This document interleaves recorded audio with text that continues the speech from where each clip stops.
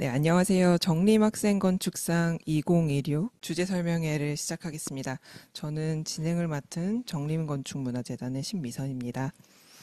네, 오늘 시작에 앞서서 저희 오늘 행사 식순 먼저 말씀드리겠습니다. 저희 정림학생건축상과 또 심사위원 소개해 드린 후에 심사위원 5분의 주제 설명이 약 1시간 가량 이어질 예정입니다. 그 다음에 이제 공모전 관련해서 저희 사무국으로 굉장히 자주 질문하신 내용들이 있어요. 그래서 그 부분 먼저 말씀드리고, 그리고 나서 오늘 가장 중요한 시간이죠. 저희 질의응답 시간에는 여러분들께서 미리 보내주신 질문과 또 실시간 질문에 심사위원분들께서 직접 답변해 주실 거고요. 마지막으로 일정 안내해 드리면서 마치겠습니다. 네. 저희 정림학생건축상은 우리 사회와 도시 현상을 학생 여러분들과 함께 건축적 상상으로 풀어내고 연구하는 공모전입니다. 2005년 정림건축에서 시작되었고요. 2012년부터 재단에서 매년 이어가고 있습니다. 최근 5년 동안에는 도서관, 한국성, 여행과 스테이, 또 공존을 위한 건축, 건축적 발명 등 다양한 범주의 주제를 통해서 건축적 아이디어를 펼쳐보는 시간을 가졌습니다. 올해 주제는 우리 어떻게입니다. 지금 여기에서 나와 우리가 어떻게 살아갈 것인가로부터 시작해서 건축과 도시까지 그려보려 합니다. 네, 올해 심사위원분들 소개해 드리겠습니다. 이제 왼쪽부터 카메라로 비춰주시면 네네, 윤주선 교수님이십니다. 그리고 임태병 소장님 모셨습니다. 그리고 이혜든 소장님 오셨고요. 또 최재필 소장님도 함께하고 계십니다. 그리고 마지막으로 홍보라 대표님 오셨습니다. 네, 심사위원들께서는 건축과 예술 등 여러 방면에서 좀 삶과 밀착된 프로젝트를 수행하고 계십니다.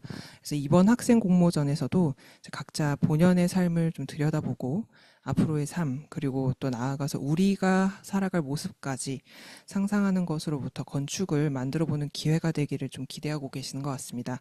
그래서 이제 5분께서 이번 공모전 주제에 관해서 좀 더 상세히 말씀해 주시겠습니다.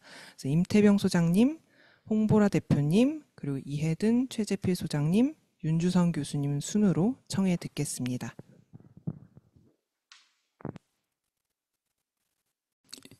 예, 안녕하세요. 임태병입니다. 임태병 소장입니다. 지난주하고 지지난주에 2주 동안에 걸쳐서 연계 포럼을 미리 진행을 했었어요. 모두 다 그 말씀해 주신 내용이나 강연들이 되게 필요하고 훌륭한 내용이어서 다 인상에 남지만, 사실 개인적으로 제일 인상이 많이 남았던 거는 첫 번째 했던 김아라 작가하고 황선우 작가 시간인데요. 내용은 뭐 다들 좋으니까 내용보다도 그 두 분이 하시는 방식에 대해서 굉장히 기억에 많이 남는, 그러니까 저는 무슨 듀엣 콘서트를 보는 줄 알았어요. 어떻게 그렇게 아무런 시각적 자료 없이 1시간 반 동안 서로 주고받거니 하면서 얘기를 잘할까. 너무 멋있어 보여서 오늘 제가 한번 해보려고 준비를 하다가 아무나 할 수 있는 게 아니더라고요. 그래서 결국은 어쩔 수 없이 최소한으로 시각 자료를 만들면서, 아, 그래, 이거 그냥 내가 생긴 대로 사는 거다. 이게 부족한 게 있어도 그냥 나의 모습이니 그냥 이게 어떻게 보면 우리 주제하고도 좀 관련이 있지 않을까라는 생각을 어렴풋이 하면서 얘기를 시작을 해보겠습니다. 제가 주제 설명 글에 되게 이렇게 주저리 길게 장황하게 얘기를 했는데, 이번 주제를 핵심적으로 그냥 한마디로 설명하면 나에 대해서 다시 생각을 해보자, 그리고 그걸 좀 보살피자, 이거로부터 시작한다고 생각하시면 될 것 같아요. 사실은 지금 각자 도생이라는 얘기도 하고 개인주의가 점점 심화되면서 모두 다 자기 얘기를 하는 것처럼 느껴지지만, 그리고 또 SNS 보면 온통 자기 얘기만 하는 것 같잖아요. 근데 자세히 들여다보고 있으면 진짜 저기 자기 얘기가 있나 싶은 생각이 종종 들 때가 있어서, 특히 이제 건축학과, 디자인도 그렇지만 건축학과 출신 학교에서도 그렇고 또 건축가로 현업을 하고 있는 사람들도 이 직업 자체를 클라이언트 잡이라는 걸 기본 전제로 깔고 있기 때문에 남 얘기 듣고 그걸 풀어내고 해석하는 거는 능숙하지만 자기 얘기를 풀거나 얘기하는 게 되게 어색하고 쉽지 않은 일이고 기회도 없는 일인 것 같아서 이번에야말로 되게 좋은 기회다 생각하고 그 얘기를 한번 해보자라는 생각이었었고요. 심사위원들이 주제에 대해서 조금 고민을 하다가 몇 가지 키워드 중에 중요한 얘기로 나온 것들이 돌봄에 대한 얘기였었어요.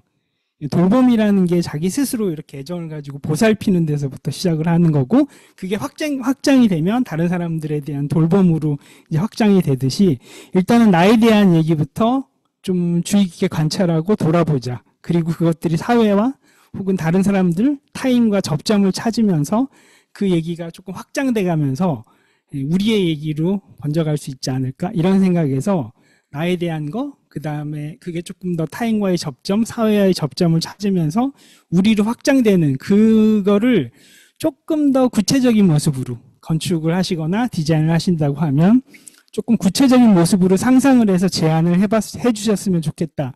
이게 간단히 말하면 이번 공모전의 큰 틀이라고 할 수가 있습니다. 그래서 제가 처음 지금 여기 나 어떻게, 우리 어떻게, 우리는 어떻게 라고 썼는데, 우리 어떻게라는 건 사실은 나 어떻게로부터 시작해서 이걸 어떻게 잘 관찰하고 돌볼 것인가, 개인의 돌봄으로부터 시작해서 이 얘기는 조금 이따가 홍보라 대표님께서 조금 해주시면 좋을 것 같고요. 그것이 결국 사회와 타인과 접점을 찾으면서 우리 어떻게로 이제 확장이 될 건데, 그 와중에 이 건축적인 작업이나 아니면 모양 만들기가 사실 현실과 떨어져 있으면 안 되니까 그 리얼리티라고 하고 조금 더 밀착시키는 과정을 저희는 리서치라고 봤어요. 그래서 그 부분의 리서치를 어떻게 진행을 시키는 게 좋을까? 이런 거는 오해재 소장님들께서 조금 말씀을 해주실 걸로 기대하고 있고요. 그리고 이게 우리가 일반적으로 해보지 않은 방향이잖아요. 예를 들면 자기 얘기부터 시작해서 뭔가 건축화가 되고 클라이언트도 없고 이런 상황이면 우리가 기존에 생각했던 건축가의 역할이나 아니면 일하는 방식들, 방법들, 업무 영역 이런 게 완전히 다른 식으로 확장이 되거나 혹은 전환이 될 수 있을 것 같은데, 그래서 우린 어떻게 라는 부분에서는 이제 윤지성 교수님께서 조금 다른 방향의 다른 결의 얘기를 해주시면 전체적으로 좀 진행에 도움이 되지 않을까라고 생각을 하고 있습니다. 그래서 일단은 제가 요즘에 책을 읽다가 되게 재밌는 구절을, 저는 사실은 나의 개인적인 얘기가 우리로 확장되는 과정에서 그 중간에 접점의 얘기, 나의 얘기와 그리고 사회 또는 타인의 접점 부분의 중간 영역이 굉장히 중요한 역할을 하는 게 아닌가? 사실 그 부분이 빠져 있기 때문에 우리 사회가, 그게 공간적으로도 아니면 관계나 영역에서 그 부분이 빠져 있기 때문에 여러 가지 문제들이 발생하는 게 아닌가라는 생각을 예전부터 알고 있었어요. 근데 제가 최근에 읽은 책 중에 이제 장강명 작가의 먼 좋은 미래라는 책, 이거 나중에 조금 이따 소개를 해드릴 텐데, 거기에 되게 흥미로운 구절이 있어서 소개를 드리면, 이제 가치에 대한 얘기를 하면서 가치가 과연 정말 너무 주관적으로 다 개인의 가치를 추구해서 뭔가 판단할 수 있는 가치의 근거, 객관적인 근거가 없는 상황이 맞냐? 아니면 가치가 객관적인 뭔가를 가져야 되냐. 이게 되게 쉽지 않은 문제인데, 가치가 객관적인 그 기준을 가지고 있다고 하면 어떤 사람은 가치가 없는 삶을 살았다는 걸 인정해야 되는 상황으로, 그리고 순위가 매겨질 수 있는 거죠. 그러니까 그거는 옳지 않고, 그렇다고 주관적인 것만 추구하다 보면 나는 사람을 괴롭히는 게 나의 가치야, 이러면 허용될 수 있는 범위가 무한대로 확장이 되니까 그게 도대체 어떻게 조율을 하냐라고 할 때 이 얘기를 해요. 주관적이지만 공적인 가치체계라는 얘기를 하는데, 그러니까 모두가 다 허용되는 건 아니죠. 우리가 어디까지 허용할 개인의 주관에 의해서 가치는 몹시 주관적이고 개인이 추구해야 되는 바이지만, 그게 어디까지 허용할 수 있는 공적인 영역은 그걸 공유하는 같이 사회 구성원들끼리 합의와 토론과 여러 가지 절차를 통해서 결정이 되는 공적인 영역 안에 있어야 된다는 얘기를 하거든요. 근데 이게 장강명 작가만 얘기한 게 아니라 사실 한나 아렌트가 이 노맨스랜드라는 데서 그런 얘기를 하잖아요. 이 노맨스랜드는 원래 전쟁 때 어느 쪽도 속하지 않고 교착 상태에 있는 중간 영역을 말하는 거거든요. 근데 이제 한나 아렌트는 주거에서 이 노맨스랜드는 이렇게 먹고 자고 뭐 하는 그런 사적인 공간하고 법규와 규율이 적용되는 공적인 영역 사이의 중간 영역을 노맨스랜드라고 해요. 그래서 이 노맨스랜드에서 커뮤니티 구성원들끼리 커뮤니티를 형성하고 유지하는 데 필요한 여러 가지 교류, 결사, 네트워크가 이루어지는 장소인데 현대에서는 이게 없어져 버렸다. 없어진 이유에 대해서는 마지막 줄을 읽을 수 있겠지만 그걸 굉장히 비판을 하는데 이게 사실은 사회나 철학적인 영역뿐만 아니라 이거를 조금 더 건축의 영역으로 끌어들인 사람이 잘 아시겠지만 야마모토 리켄 선생이거든요.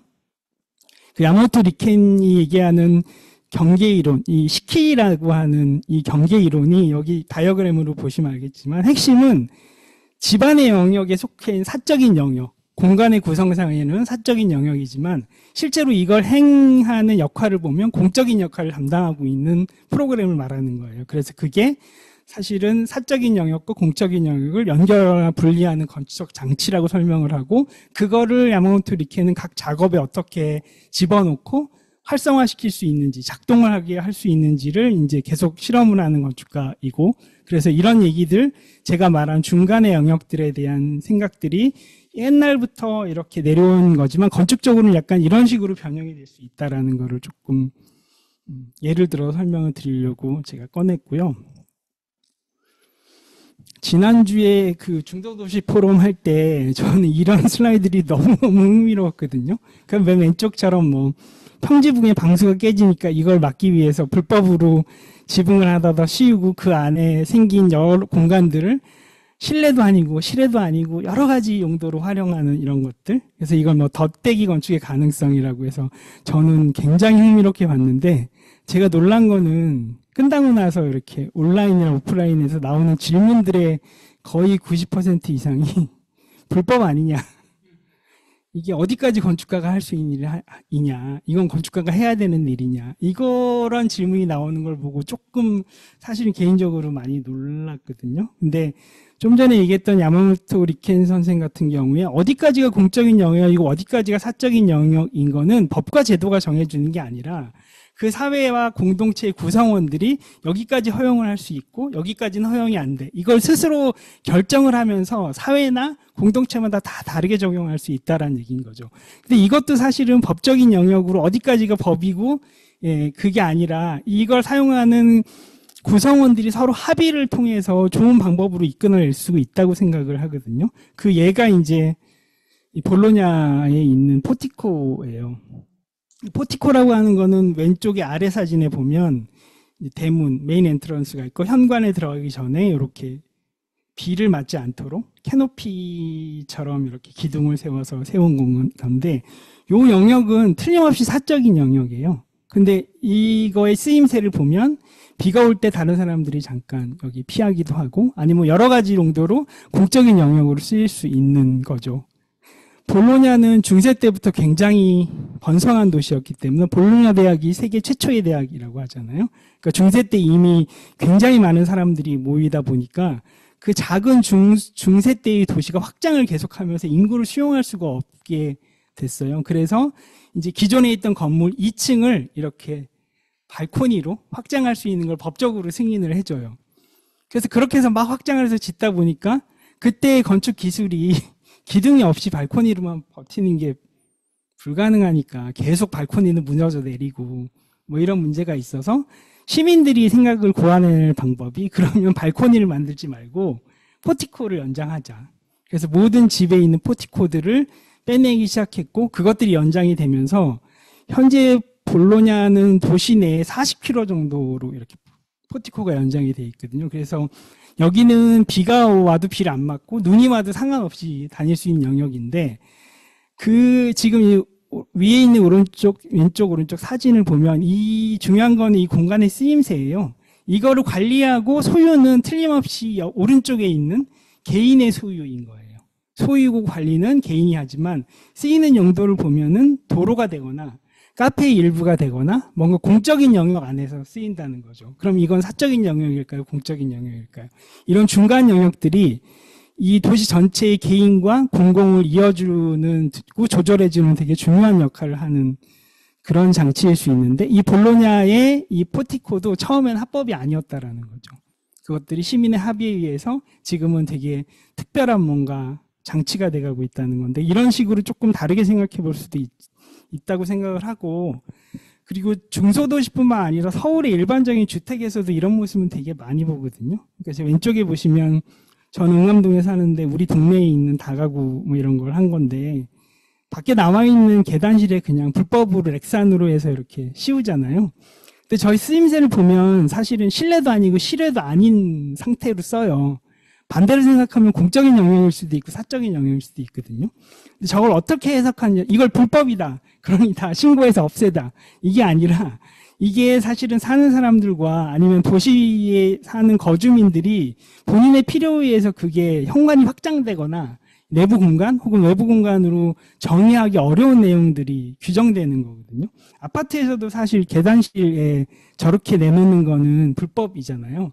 근데 아파트는 저 문 하나로 외부와 내부가 공간이 구분이 되기 때문에 자전거라든가 이런 것들이 안으로 들어갈 여지가 없어요. 그렇다고 밖으로 내놓을 수가 없는데 그런 공간에 대한 배려나 만들어주지 않으니까 이런 상황이 되는 거죠.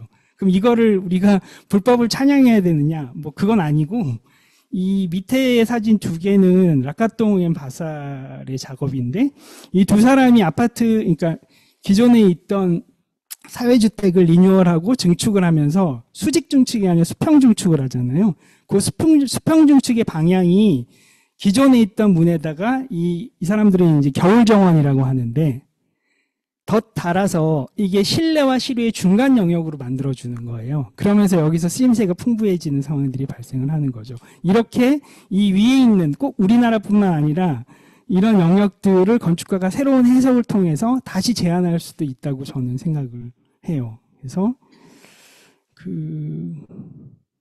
보시면 합법 바깥에도 도시가 숨쉬고 뭐 이런 얘기들을 위해 적어놨는데 사실은 루이스 칸이 그 얘기를 하잖아요. 건축가라는 게 법의 수호자 그리고 법에 충실한 해석자여서 그걸 기반으로 해서 뭔가를 제안하는 게 과연 맞는 건지 아니면 법과 제도의 바깥에 있지만 자기가 어떤 것들을 해석하고 제안을 끊임없이 함으로써 법과 제도가 변경될 혹은 따라오게 변화될 여지를 주는 게 맞는 건지 그거에 대한 얘기를 하면서 시설에 대한 얘기를 하고 결론은 좋은 시설은 법과 제도를 초월한다라는 얘기를 하잖아요. 제가 하고 싶은 얘기도 결국 그거예요. 그러니까 뭔가 이따가 윤지성 교수님도 말씀을 해주시겠지만 건축가의 역할이 설계와 감리라고 하는 그 테두리 안에서 법의 수호자, 법에 충실한 해석자에 그치는 게 아니라 그 외의 틈새들을 계속해서 찾아내고 조금 더 다른 영역으로 확장 내지는 전환이 가능할 수 있지 않을까라는 생각을 요즘에 들어서는 되게 많이 하고 있어요. 그래서 스스로의 능력이나 가능성이라던가 이런 거를 건축가들이 스스로 의심을 하는 것 같거든요. 근데 그거는 계속 틀을 가다 놓고 생각을 해서 그런 거라서 저는 이 틀들이 조금 더 확장이 되거나 말랑말랑해지면서 틈들을 계속해서 노릴 수 있는 제안들이 이번 공모전에서 많이 나오기를 바라면서 이제 이런 자료를 준비했고요. 마지막으로는 하면서 읽어봤으면 좋겠다, 같이 읽어봤으면 좋겠다 싶은 책을 간단하게 소개를 해드리는데 리추얼의 종말은 홍보라 대표님께서도 말씀을 해주신 거고 서사의 위기라는 거는 결국 자기 얘기부터 시작을 해서 그것들이 사회나 타인과의 접점을 찾으면서 본인의 얘기가 서사화되고 그것들이 힘을 얻었을 때 공동체라든가 사회의식 전반으로 확장이 되면서 탄탄한 얘기가 되는데 지금은 사실 그게 없어지는 거죠. 그러니까 본인 얘기도 없어지고 그게 드러나거나 공유될 부분이 없으니까 오로지 스토리만 난무한다라는 얘기인 거예요. 그래서 죄송합니다. 브랜딩을 비하하는 건 아니고요. 브랜딩 하면서 그 브랜딩이나 개인이나 아니면 그 회사나 어떤 조직에 서사가 없기 때문에 계속 스토리텔링을 만들어내는 거죠. 근데 그거는 힘이 없어서 오래 못 간다라는 얘기를 이제 그런 쪽의 얘기를 이제 한병철 씨가 하고 있는 거고 리추얼 종말도 좀 비슷한 내용들이 있는 거. 그래서 이거는 조금 저희 주제와 관련해서 한번 읽어보시면 좋을 것 같다라는 얘기인 거고 그 다음에 아까 제가 잠깐 언급한 먼 좋은 미래는 알파고로 인해서 바둑계는 이미 AI가 거의 완전히 AI 구도로 재편된 장르이기 때문에 표현이 적절할지 모르겠으나 그 바둑 기사들은 우리가 앞으로 겪어야 될 상황을 미리 다 겪었고 지금 경험하고 있다라는 의미에서 약간 르포 형식의 책이거든요. 근데 장강명 작가가 원래 신문 기자 출신이기 때문에 글이 굉장히 재밌어요. 어렵지 않은 글이니까 한번 읽어보시면 건축가의 미래와 이 업역에 대한 여러 가지 생각들을 한번 해보실 수 있을 것 같고, 오른쪽에 지속불가능 자본주의도 자본주의의 특성상 이게 성장을 하면서 지속하기가 쉽지 않다는 거예요. 그러니까 결국은 이 지구나 우리의 사회의 특성들을 지속으로 바꾸기 위해서는 성장을 포기해야 된다라는 건데, 그 앞으로 우리 사회는 성장에 다 선거 뭐 이래서 오세훈 시장도 지금 마찬가지지만 성장을 기본으로 두고 조직을 운영하려고 하는데, 사실 성장을 포기하고 성장을 하지 않는 사회를 어떻게 만들 수 있을 것인가에 대한 질문이라 좀 되게 유의미한 질문이 될 수 있을 것 같아서 소개를 해드리려고 하고요. 마지막에 이제 이건 약간 건축적일 수도 있고 도시 분야일 수도 있는데, 백진 교수님은 지난번에 강의를 하셨으니까 뭐 한번 읽어보시면 좋을 것 같고요. 왼쪽에 있는 이 책은 이재수 교수님이 도시법 학자예요. 그래서 베를린의 예를 들면서, 사실 베를린이 도시법이 우리나라처럼 성문화가 되지 않았어요. 되게 느슨한 틀들에 있고, 결국은 그것들이 새로운 그러니까 쟁점이 있을 때 판례를 통해서 새로운 법들을 규정해 나가는 건데, 제일 중요한 거는 베를린은 점유가 인정되는 도시잖아요. 그래서 어떤 공간에 대한 소유권보다 사용권을 무조건 우선시하는 그런 판례들을 계속해서 내림으로써, 근데 그게 그 판사들의 개인적인 아집이 아니라 대부분에 있는 시민들이 그런 방향을 지지하고 그 합의를 끌어냄으로써 계속 그런 판례들을 이끌어 나가는 것이어서, 아까 맨 마지막에 설명드린 법과 제도 이전에 그 구성원들의 합의와 그리고 어떻게 나가야 될지, 어떻게 살아가야 될지 방법이 더 중요하다는 의미에서 되게 여러 가지 시사점을 주는 책이에요. 그래서 한번 읽어보시기를 권합니다. 예, 저는 이상으로 주제 설명을 마치겠습니다. 안녕하세요. 저는 홍보라라고 합니다. 저만 여기서 약간 뭐랄까 그 작은 방에 들어온 기린이나 이런 것처럼 너무 다른 존재이긴 한데요. 예술기획자라는 게 참 희한한 뭐랄까 직업이기도 하고 직업이 아니기도 하고 태도기도 하고 삶의 태도기도 하고 참 여러 가지를 포함하고 있습니다. 그럼에도 불구하고 제가 여기에 건축상에 일종의 연루하게 된 데는 제가 도시를 관찰하는 거에 대한 관심이 많기 때문입니다. 그리고 관찰한 걸 바탕으로 해서 되게 듬성듬성 관찰한 것들을, 그 조각들을 이어 붙여보고 실험해보고 그걸 예술의 어떤 프로젝트로 해오는 거를 꽤 오랜 기간 해왔고요. 참 시대를 잘 만나서 운이 좋게도 그런 것이 굉장히 공식적인 어떤 행사의 일부가 되기도 하고 굉장히 작은 실험이 되기도 하고 그런 여러 프로젝트를 해왔습니다.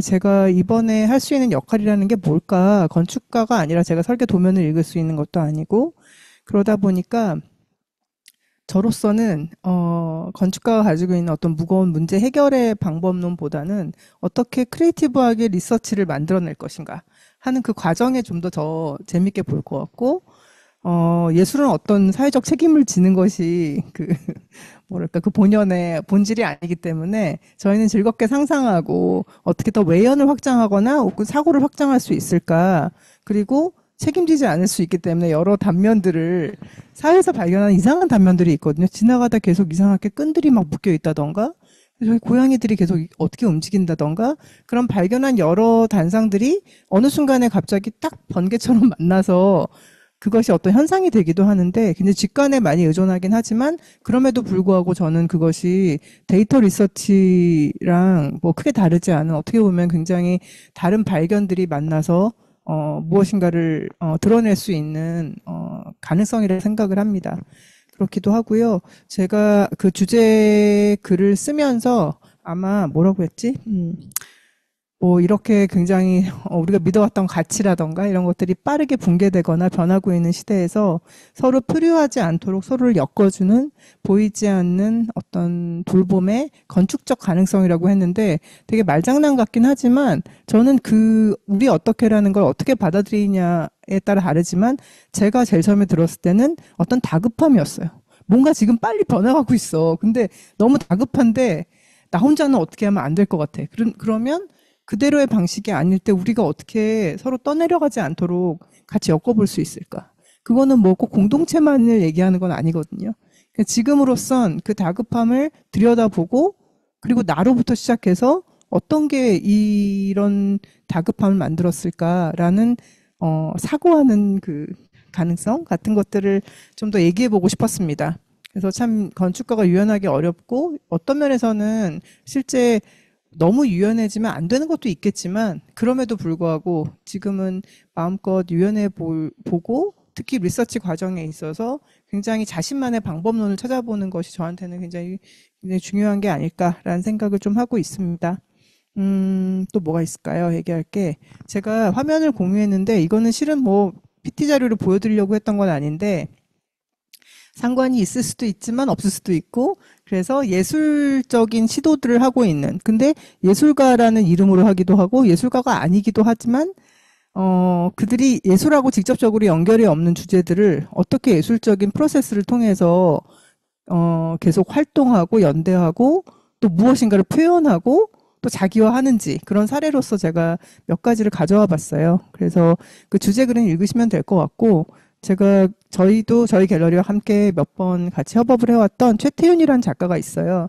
근데 갤러리로서 전시를 하는 협업이 아니라 진짜 오랫동안 대화를 나누고 갑자기 얘기하다가 이런 걸 해보면 좋지 않을까라고 하면 그때부터 같이 계획을 해서 그럼 이런 형식으로 해볼까 저런 형식으로 해볼까 하면서 서로의 어떤 개인적인 삶 그리고 우리가 하고 있는 일들의 어떤 그 삶들을 비록 그 최태윤 작가는 당시에 뉴욕에 있었고 전 여기 있지만 계속 끊임없이 갑자기 이상한 엽서를 보낸다거나 갑자기 문자를 보낸다거나 그런 식으로 우리가 풀이하지 않도록 계속 엮어주는 역할들을 해왔어요. 그러면서 태윤 작가랑 저희가 협업과 우정 그리고 자기 돌봄에 대한 전시와 이야기들을 나누는 시리즈의 그 작업들을 해왔습니다.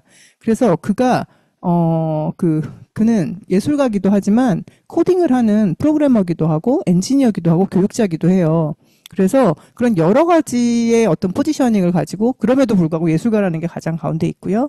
포지셔닝을 가지고 전혀 상관없을 것 같은 거 우정과 공동체라는 걸 어떻게 그가 실험해 왔는지 그런 여러 사례들이 여기에 있고요. 이건 제가 자료를 나중에 보내드릴 테니까 한번 보시면 좋을 것 같고 특히 그는 장애예술가라던가 해커들이라던가 엔지니어들하고 정말 다양한 협업을 기반으로 해서 프로젝트를 해왔어요. 근데 항상 그 과정 자체가 전형적이지 않아요.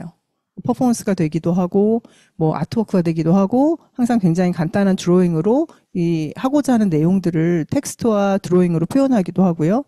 끈을 연결하는 종류의 퍼포먼스를 계속 이어오기도 하고요.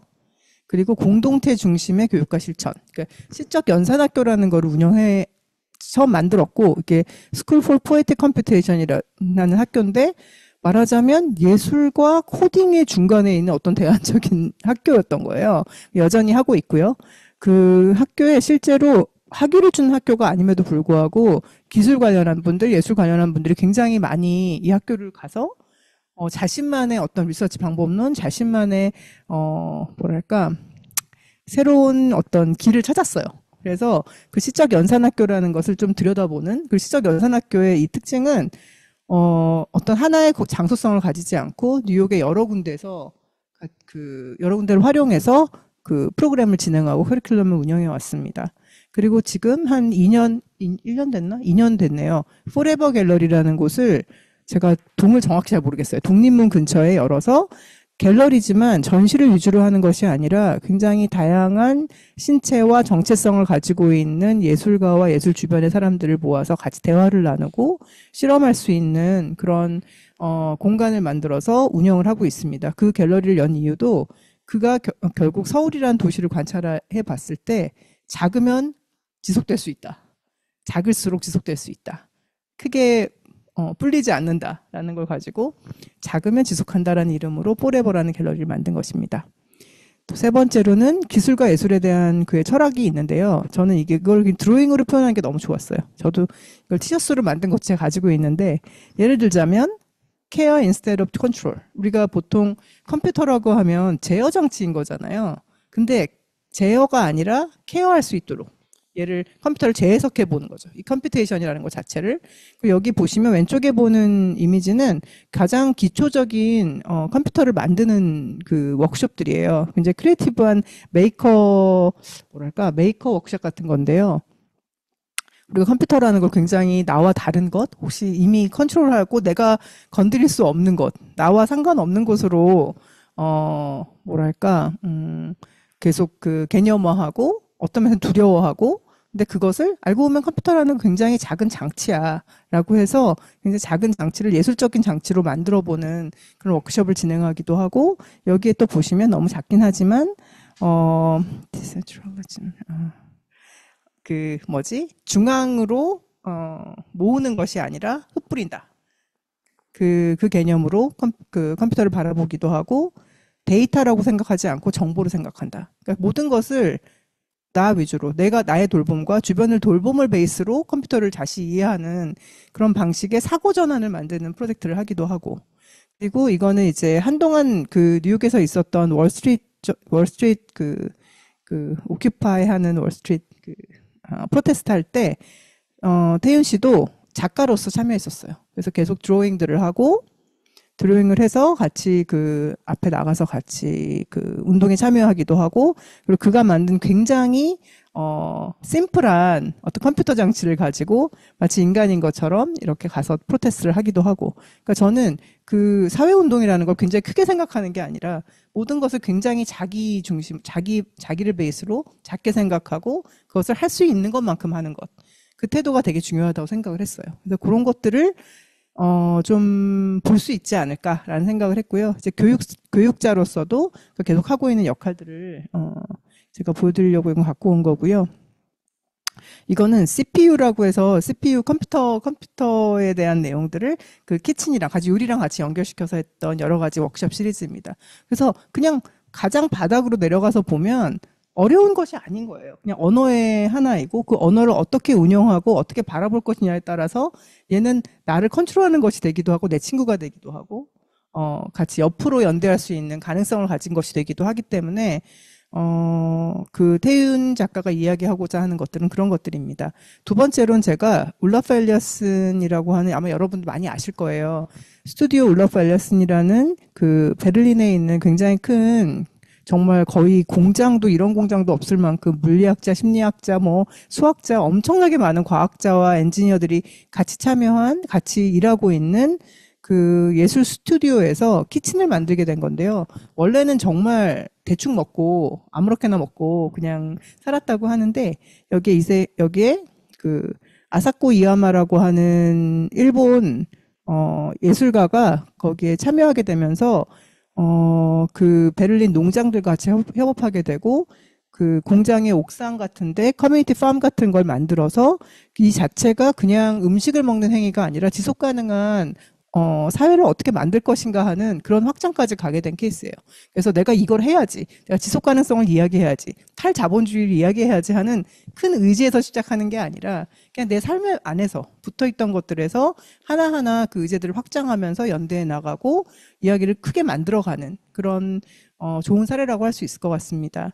저도 몇몇 책을 추천하려고 갖고 왔는데요.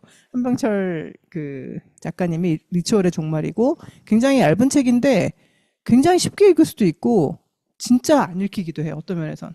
왜냐면 너무 모순되는 내용이고 내가 믿어왔던 가치랑 완전 반대되는 것들이 너무 많거든요. 그럼에도 불구하고 그가 이야기하는 것은 우리가 신체성, 리추얼이라는 걸 통해서 신체성을 회복하고 우리 몸을 다시 의식하고 시간과 공간이 여기 멈추어 있다, 정주하고 있다라는 개념을 갖지 않으면 그럼 우린 공동체가 없어진다는 거죠. 그래서 그 리추얼이라는 것이 우리 사회에 가지고 있는 역할이 무엇인가를 이야기하고 있어서 좀 읽어보면 좋겠다고 생각을 했고, 하르트무트 로사의 가속과 소외는 굉장히 쉬운 책이에요. 사회학자이고 어떤 면에서는 한병철 선생님도 독일에서 그 활동하셨는데, 독일 사람이 가지고 있는, 사회학자가 가지고 있는 어떤 그 사회를 바라보는 관점이 좀 어떤 분이 유사하기도 하고 또 약간 다르기도 합니다. 근데 할트무트 로사는 가속과 소외라는 책을 통해서 우리가 굉장히 불안해하고 계속 뭔가 뒤처지고 있다라고 느끼고, 무슨 휴가를 가더라도 결국은 다음에 더 일할 거를 끌어다 쓰는 방식으로 하고 명상을 하던 요가를 하던 결국은 실제 우리는 가속화하기 위한 가속을 위한 어떤 잠깐의 멈춤으로써 이 가속화의 그 사회 안에서 벗어날 수 없는 그런 구조를 이야기하고 있거든요. 결국은 내 문제가 아니에요. 알고 보면 이 가속화되는 사회 안에서 나는 내 삶으로부터 소외되고 있다라는 내용이어서 저는 이걸 통해서 우리가 뭐 사회를 번역할 수는 없겠지만 적어도 자기 자신을 탓하지 않고 사회 자체의 어떤 형태가 어떤 것일까. 그렇다면 거기서 이 가속화시키고 나를 계속 나의 삶으로부터 소외시키는 사회에서 나를 어떻게 잘 돌볼 것인가 하는 거를 좀 힌트를 얻길 바라는 마음에서 제가 가져왔습니다. 끝으로는 제가 이번에 얼마 전에 네덜란드에 가서 그 디자인 위크에 참여하고 왔는데요. 그 디자인 위크에서 발견한 몇몇 가지 좀 좋은 키워드 힌트들이 있었어요. 그래서 요즘 학생들은 진짜 이런 그 고민들을 가지고 있구나. 몇 개 안 되는 키워드예요. 그래서 뭐 이 이미지는 이제 라이크스 아카데미라는 데서 참여하고 있는 한국 작가분이 여기에 그 스스로 모든 그 목공 작업에서 또 모든 걸 다 해서 해우소를 만든 거예요. 화장실을 만들고 화장실에서 나온 여러 분비물을 다시 농사를 짓는데 이제 환원시키고 하는 그 순환 시스템을 스스로 만들고 있는 장면이고요. 이거는 MBRDB 사무실에 갔었는데 뭐 디자인적으로 제 취향이냐 그건 모르겠는데요. 제가 좀 즐겁게 봤던 부분은 스튜디오의 어떤 투명성입니다. 그래서 모든 것을 가리거나 게이티드 커뮤니티가 없어요. 그래서 그냥 모든 게 열려 있고 여기가 무엇을 하는 것이다라고 그냥 드러내는 것. 그 많은 스튜디오들이 지금 무엇이 일어나고 있는지 그냥 다 알 수 있게 만드는 거. 어떻게 보면 투명성이 숨막히기도 하지만 동시에 내가 접근할 수 있다. 내가 무엇이 일어나고 있는지 안다라는 어떤 그 안정감 같은 걸 준다라는 생각을 좀 했었고 그 디자인 위크에서 발견한 여러 키워드 중에 제일 많이 나온 것들이 리페어, 리퍼비쉬 그리고 리퍼포즈입니다. 그래서 끊임없이 재활용뿐만이 아니라 그 새로운 쓰임을 찾는 거.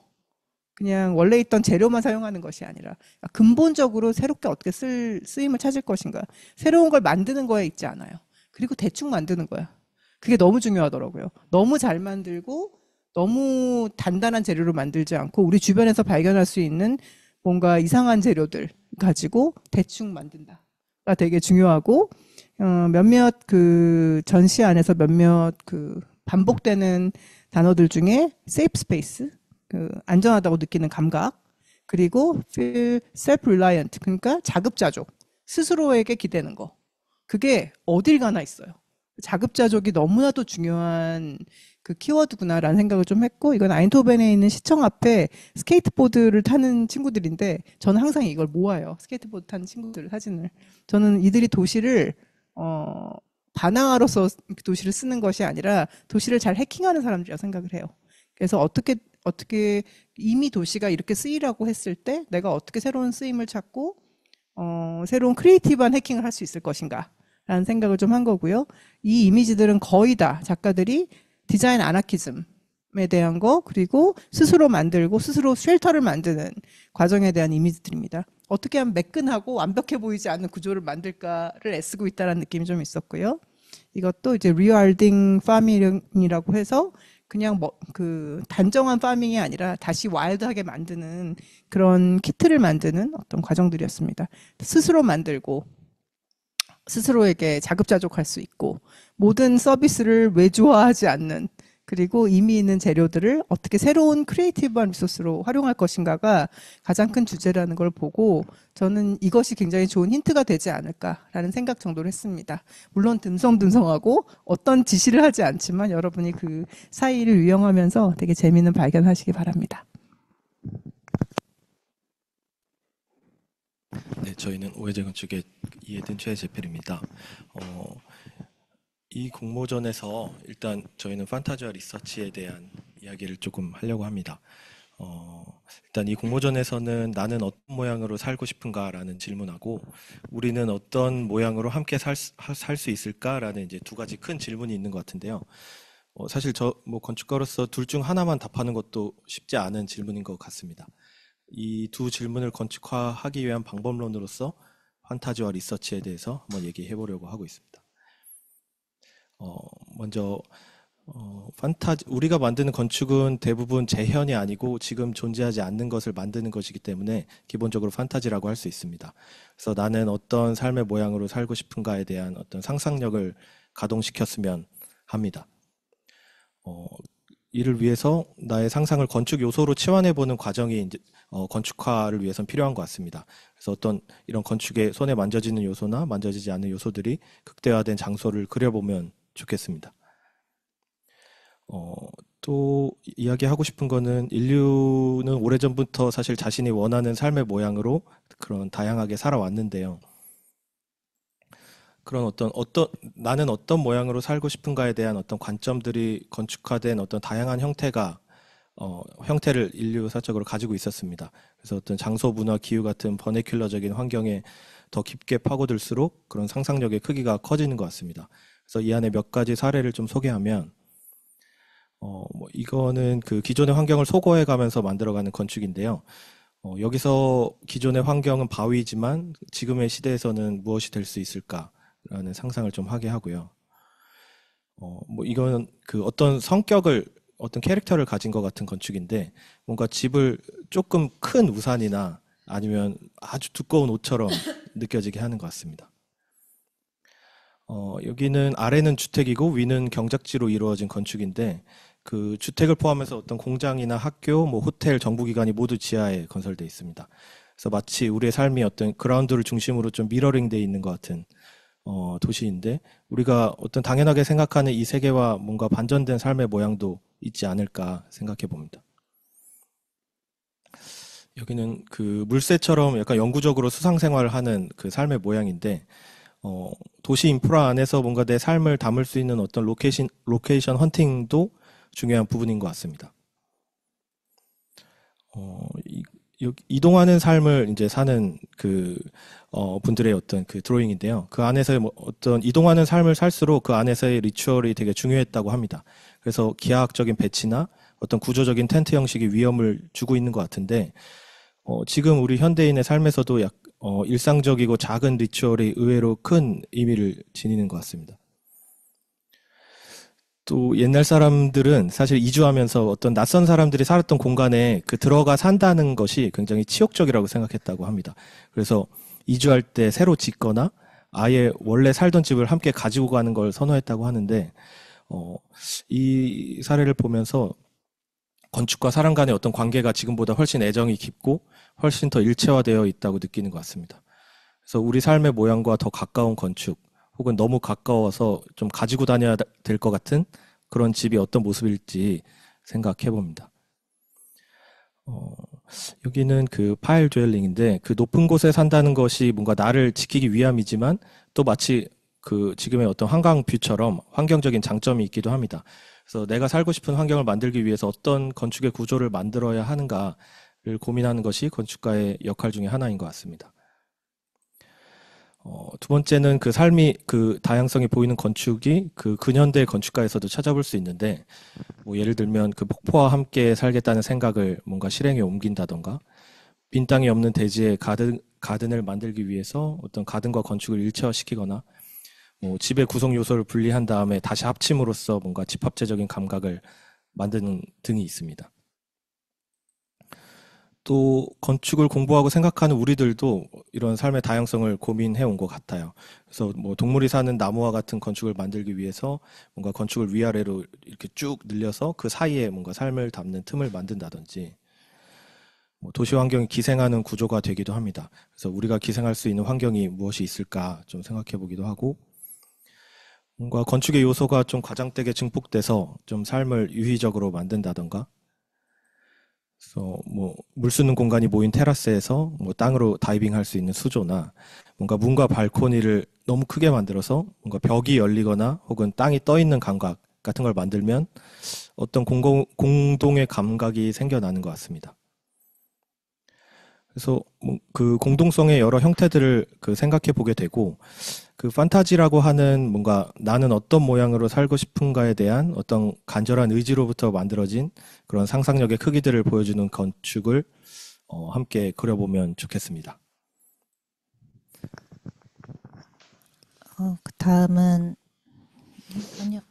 네. 그 리서치를 좀 더 중심적으로 말씀드릴 수 있을 것 같은데요. 리서치는 나와 우리를 잇기 위해 나의 삶이 놓이는 어떤 도시의 구조를 파악하는 과정이라고 생각하고, 또 보존과 기록을 위한 리서치도 있지만 그것보다는 좀 더 생성을 위한 리서치를 생각해 보면 좋겠다고 생각합니다. 보통 저희는 이제 설계 전에 주변의 인구 분포, 용도, 역사 그런 조사들을 리서치라고 이렇게 쉽게 떠올리는데요. 저희가 말하고 싶은 리서치는 그런 객관화된 데이터를 얻는 조사가 아니라 자신이 바라보는 건축과 자신이 바라보는 도시적 관점을 설명하기 위한 리서치에 더 가까운 것 같습니다. 그래서 도시 리서치는 깊은 역사가 있고, 이제 그 중에 어떤 그런 생성적인 도시 리서치의 사례를 3가지만 짧게 말씀드리려고 합니다. 패턴 랭귀지는 이제 다 아시겠지만, 도시와 건축의 구조를 이제 언어화돼서 분류하고, 그걸 다시 구성하기 위해 정리한 이론서인데요. 그래서 디자인이 글이라고 한다면, 이 글을 이루는 어떤 단어들을 위한 사전이라고 생각할 수 있을 것 같습니다. 그래서 단어를 조합해서 이야기를 만드는 것처럼 내가 찾은 도시 언어들로 새로운 이야기를 이제 만들기 위한 그런 연구이고, 그래서 도시와 커뮤니티로부터 어떤 물건에 이르기까지 도시와 건축을 구성하는 253개의 언어와 요소로 이루어져 있고, 각 언어와 언어의 사이의 관계에서도 이제 주목하고 있습니다. 건축과 도시를 이루고 있는 부분을 이해해야 전체를 만들 수 있지 않을까 생각합니다. 이제 2번째인 메이드 인 도쿄는 이제 일본의 아틀리에 바우아우에 의해서 2001년에 출간된 책인데요. 이제 도쿄라는 도시만의 DNA가 있다, 그런 가설을 세우고 거기서부터 시작된 리서치인데, 이제 가이드북의 형식으로 만들어져 있습니다. 이제 리서치를 시작할 때는 전 가설이 되게 중요하다고 생각합니다. 그래서 어떤 고양이의 삶이 인간과 중첩할 수 있는 부분이 있다, 인간의 삶과, 그런 가설을 세우면 평소에 이제 보이지 않던 좁은 길이나 구멍이나 뭔가 지붕과 지붕 사이에 어떤 브릿지가 되는 물홈통 같은 것들이 이제 눈에 보이기 시작할 거고, 그런 그 상태를 어떤 강화하거나 증폭해서 고양이의 삶과 우리 삶이 중첩될 수 있는 어떤 가능성을 또 발견할 수 있을 것이고, 뭔가 도시에서 같은 걸 보아도 보물을 찾는 사람과 그냥 지나쳐 버리는 사람의 차이가 이 가설에서 저는 시작한다고 생각합니다. 그래서 내용을 보면 도쿄만의 어떤 도시 구조라고 생각하는 풍경의 이미지를 이제 촬영을 했는데, 거기서 끝나는 게 아니라 그걸 드로잉으로 표현하고 그 요소를 분류화시키고 또 네이밍해서 어떤 건축가의 시선으로 하나의 도시론을 만들고 있습니다. 또 이를 가이드북의 형식으로 만든 것은 어떤 리서치를 공유 가능한 언어로서 만들고, 또 자신에 의한 창조가 그 안에 들어가서 그 여백을 채우는 것도 가이드북에 이제 포함되기 때문에 그렇게 한 것 같습니다.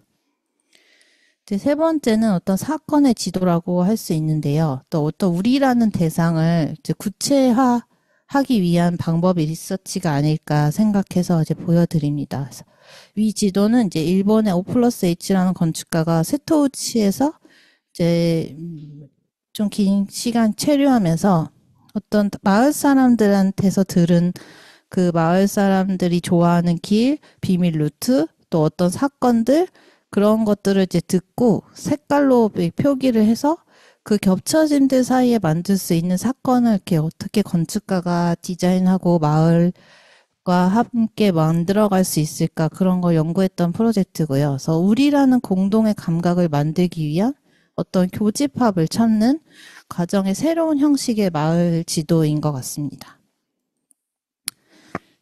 다음은 이제 토미토라는 건축가가 요코하마 한 언덕 마을의 공동 거점 시설을 2년 동안 이제 리모델링 하면서 이곳을 점유할 마을 사람들의 생활 구조를 그린 지도입니다. X축은 시간이고 Y축은 그 해발 고도인데요.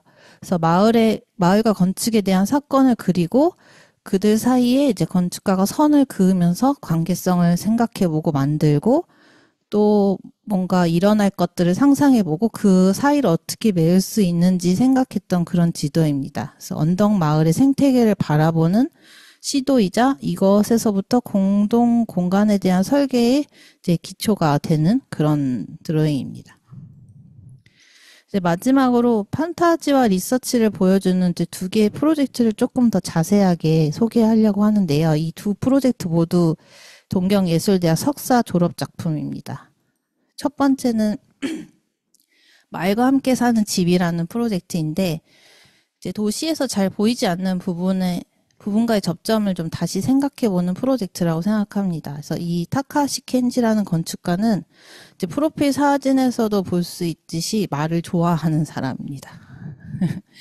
그래서 도시에서 고양이나 강아지는 함께 살 수 있는데 말과 함께 살 수는 없을까? 그런 질문으로 시작됐습니다. 그래서 옛날에는 집에 마구간이 있었지만 이제 근대 이후에는 말이 이제 도시의 외곽 지역이나 목장이라는 장소로 이제 이동했고, 근데 말에 다시 도시에 살기 위해서는 뭔가 말의 요소들이 이제 건축화돼야 되지 않을까 그런 생각에서 인간과는 다른 말의 특징들이 도시 공간에 반영될 때 인간의 행동 양식도 함께 영향을 받게 될 것 같다. 그런 생각과 또 예를 들면 말의 보폭에 맞춘 계단은 어떤 육교 계단보다 좀 더 효율적이고 걷기에도 좋고 약간 머무를 수 있지 않을까.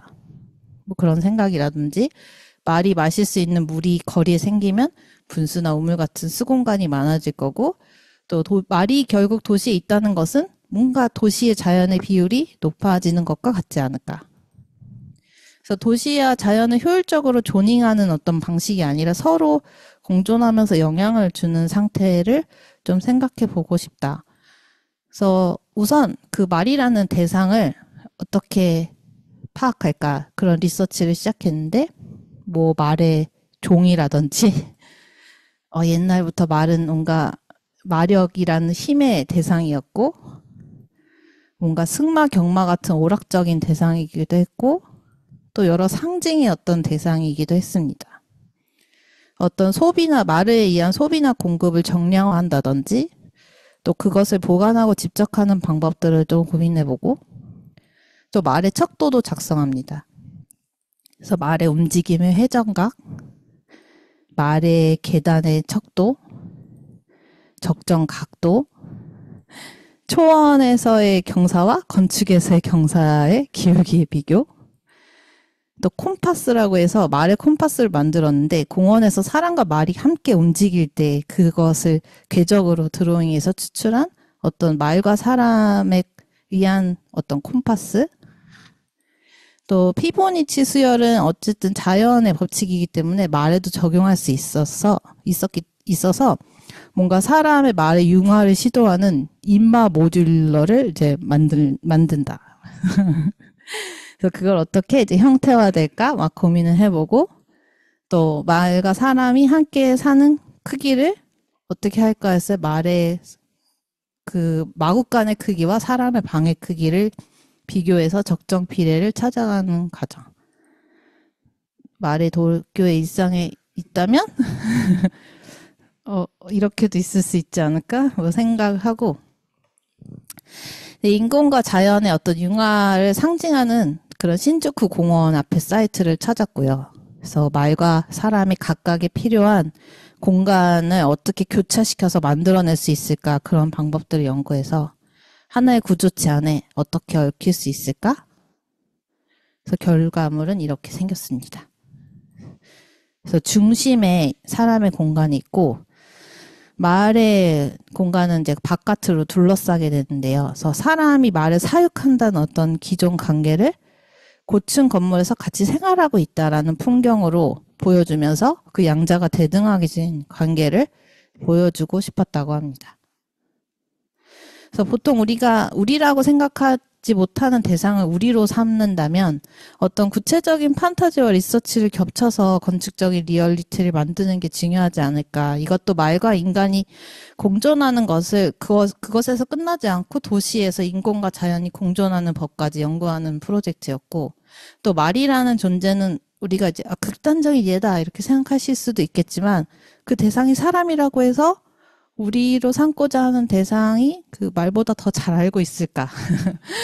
새로운 대상과 우리가 우리 새로운 대상과 내가 우리가 되면서 만들어진 어떤 공동성이 도시의 풍경도 바꿀 수 있지 않을까까지 생각해 보면 좋을 것 같다고 생각합니다.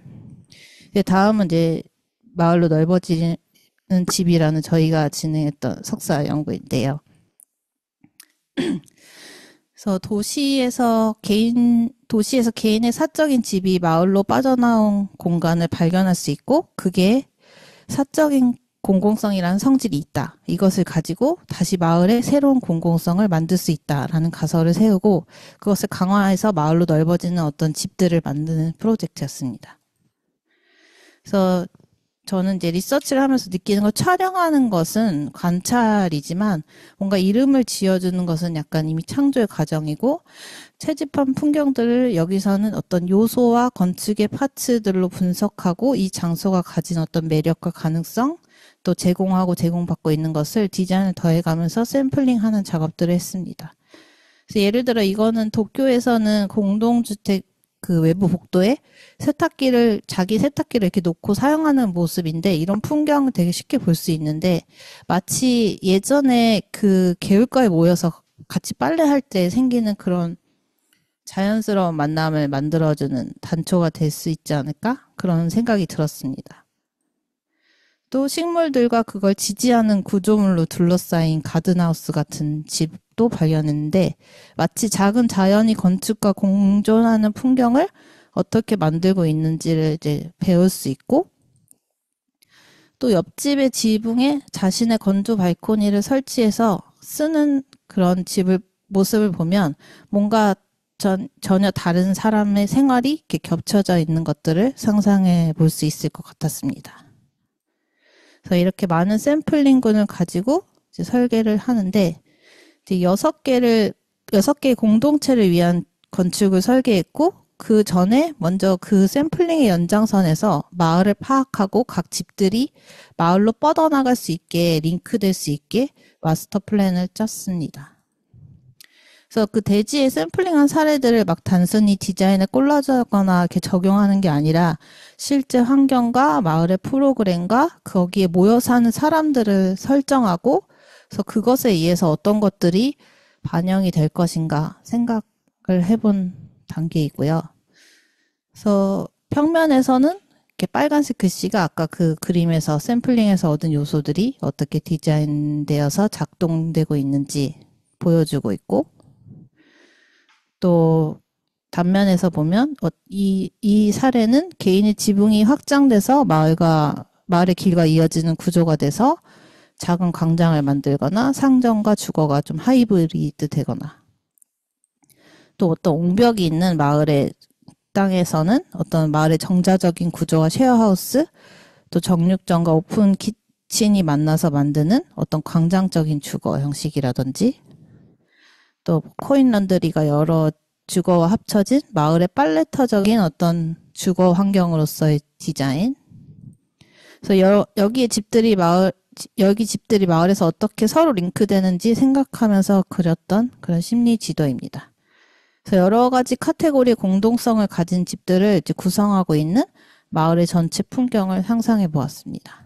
그래서 우리라는 존재는 도시를 생각하지 않고서는 성립하기 좀 어려운 존재라고 생각을 합니다. 사적인 공공성을 건축하는 걸 통해서 마을의 어떤 공동성을 가진 집들을 설계했던 프로젝트였습니다. 그래서 앞서 말씀드린 것처럼 이제 몇 가지 판타지와 이제 리서치의 사례를 보여드렸는데요. 이건 저희는 어떤 하나의 예라고 생각하시면 좋겠고요. 그래서 디자인을 위한 리서치를 시작할 때는 어떻게 리서치할 것인가? 리서치를 디자인하는 것부터 시작하면 좋겠습니다. 그래서 각자만의 방법이 있고, 또 생성을 위한 리서치는 어떤 하나의 설계론이 될 수 있다고 생각합니다. 그래서 나와 우리 사이의 삶의 모양이 이제 서로에게 영향을 주고받는 어떤 상호 구조가 되도록 판타지와 리서치를 잘 이용하셨으면 좋겠습니다.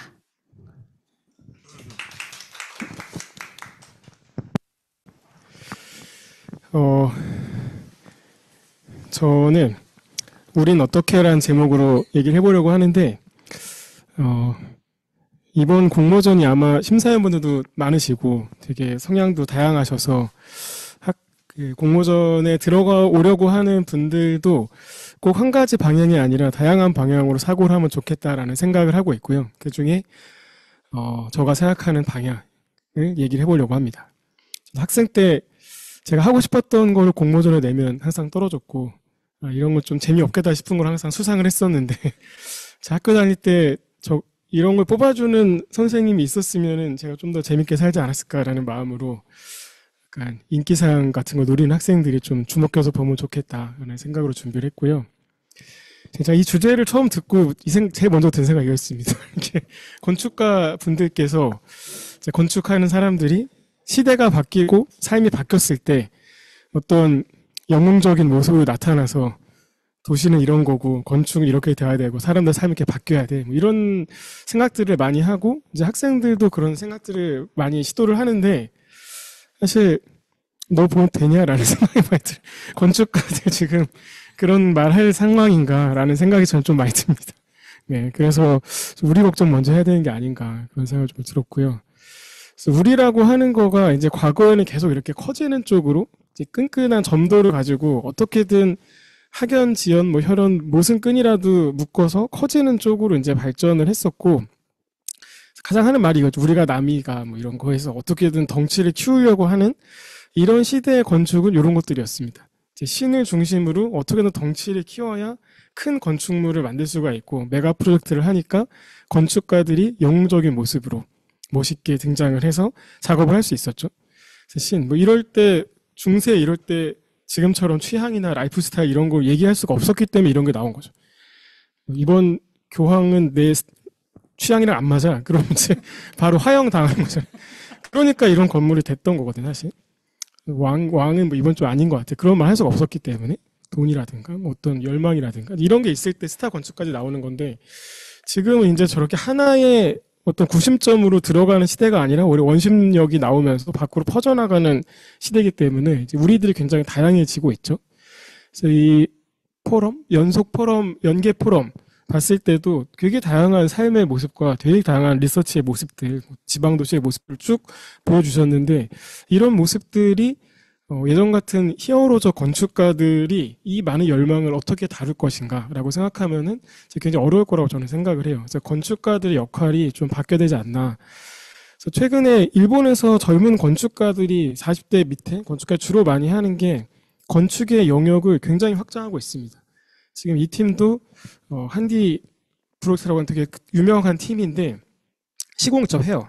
유럽도 아까 그 황보라 디자이너님께서도 그런 거를 많이 보여주셨던 것 같은데 이제 이런 팀들이 많이 생기고 있고 저도 주로 이런 프로젝트를 많이 합니다. 제가 실제로 있는 대학 근처에 불편한 점들을 찾아서 아까 이해든 소장님이 졸전 너무 재미있고 저런 게 들어오면 바로 대상이겠다 싶었는데 네. 그런 동네에 이제 세밀한 부분들을 관찰을 하고 이제 그런 걸 어떻게 바꿀 수 있을까 이제 이런 프로젝트를 학교에서 학생들이랑 같이 하고 있거든요.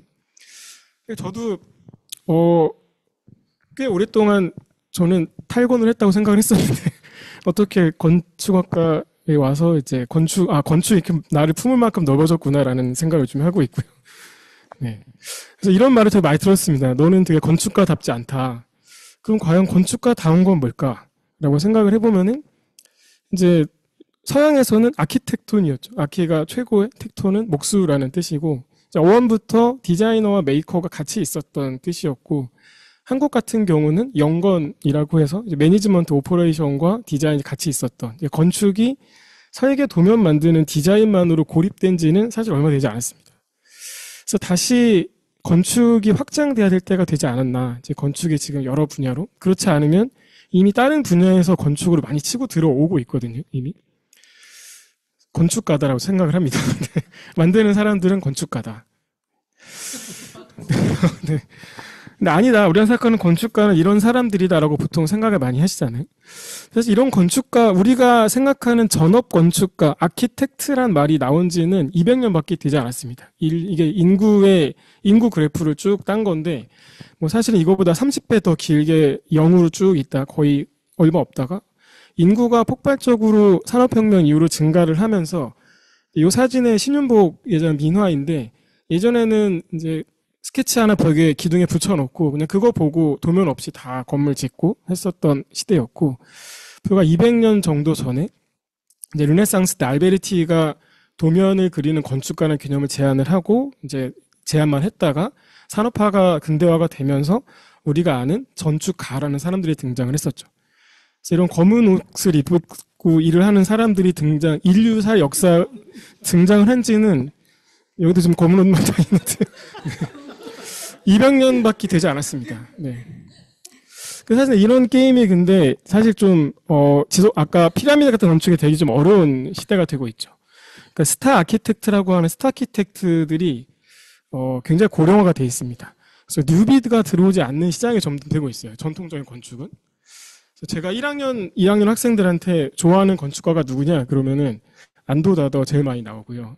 유현준 선생님 이런 분들 나오는데 안도다다오가 이미자와 동갑입니다. 저희 학생들의 히어로가 이미자. 제가 좀 문제가 있다는 생각. 그러면은 이제 인구가 다시 다들 아시다시피 전 세계에서 우리나라가 가장 빠르게 빠지고 있잖아요. 근데 다시 아주 특별한 시기에 전업 건축가가 등장했을 수도 있어요. 인류 사적으로 보면은. 다시 인구가 빠지는 시대의 건축가들은 뭘 해야 되냐라는 생각을 해보면은 역사에서 근대 건축가들이 등장하기 전에 건물은 누가 만들었지? 라고 생각하면 이런 사람들이 했었죠. 그러니까 우리도 조선시대의 건축가 누구냐 하면은 떠오르는 사람이 아무도 없잖아요. 조선시대는 건축가란 직업이 없었고 유럽에도 고딕 성당 누가 만들었어? 그럼 아는 사람이 떠오르지 않죠. 없었기 때문입니다.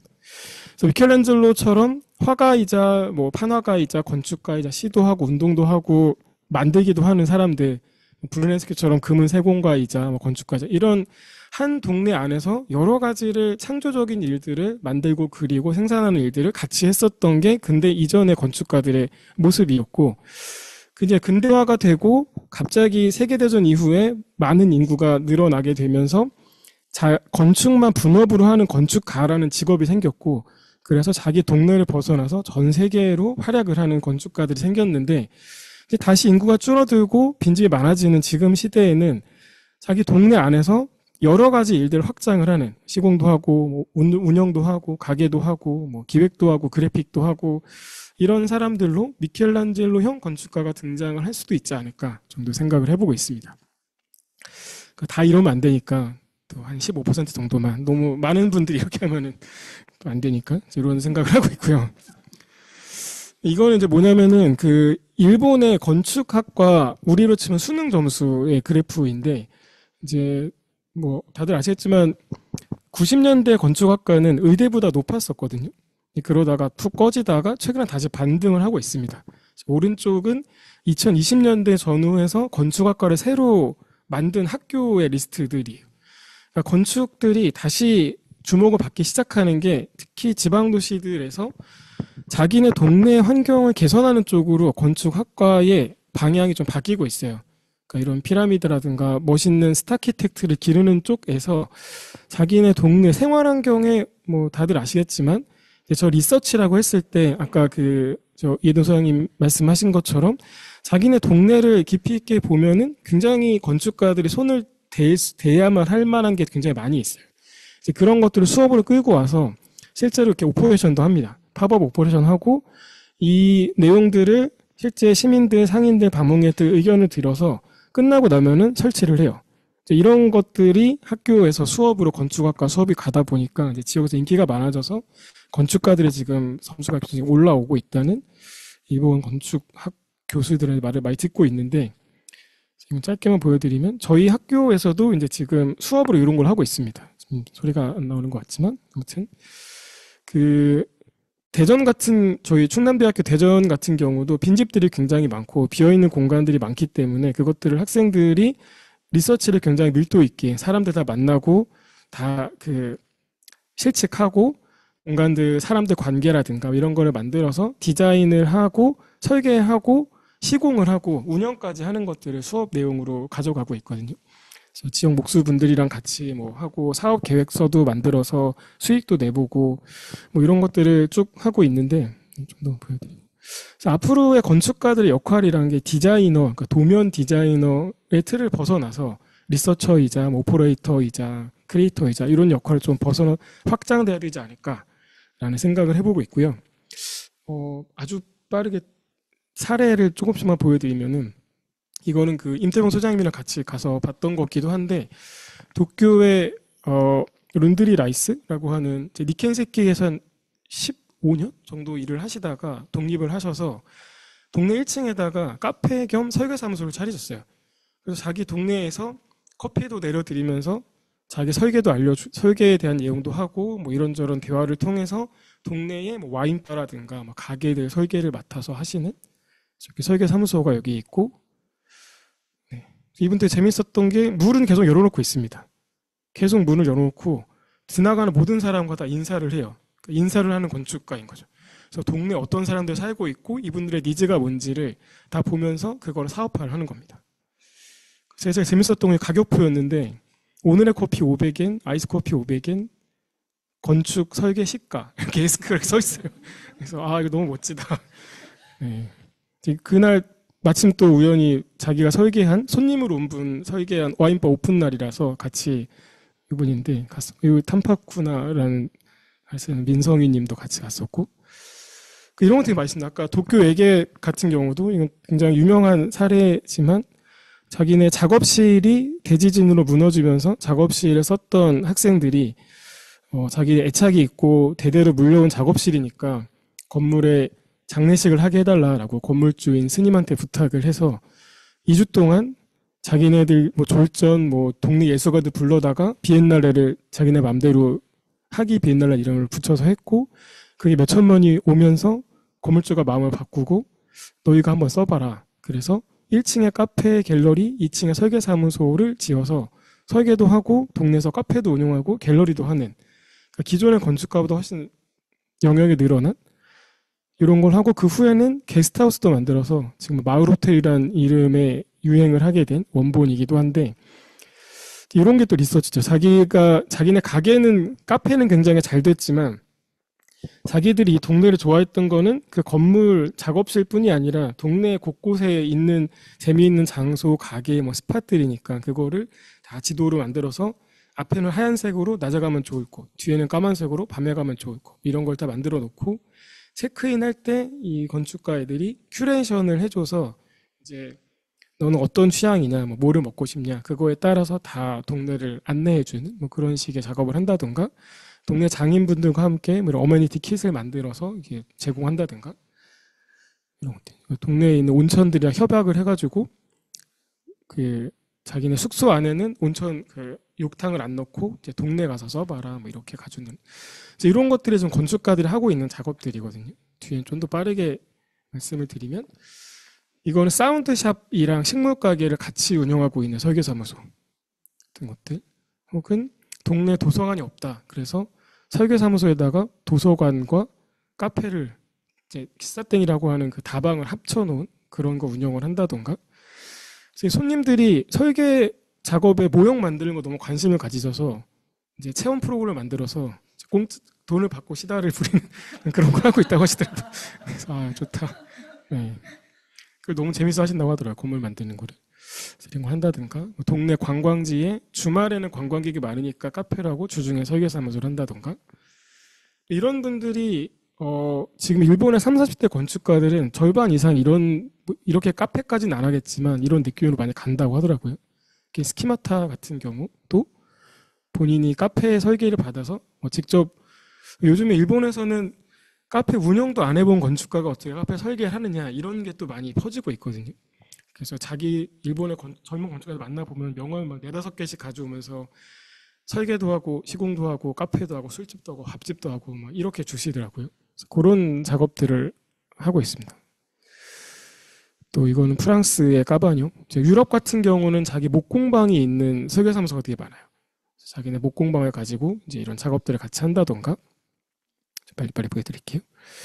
이거는 페옥이라고 최근에 일본 간사이 쪽에서 굉장히 유명해진 팀인데 이제 저희 주제문에 적정건축이라는 얘기를 쓴 거가 이 건물들 빈집들이 너무 많고 또 이 건물들의 멋있는 건축을 할 수는 있지만 설계를 할 수는 있지만 그거를 구현을 하려면은 돈이 많이 들어가고 투자금 회수가 안 되니까 결국 이 사이클이 안 돌아가니까 그냥 적정선에서 적당하게 타협을 해서 설계 시공을 하자.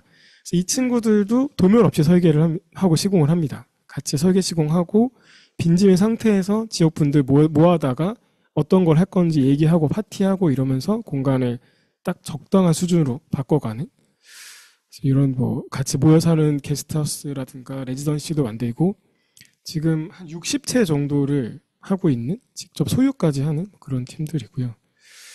팀들 같은 경우도 이제 짓는 건축가들이죠.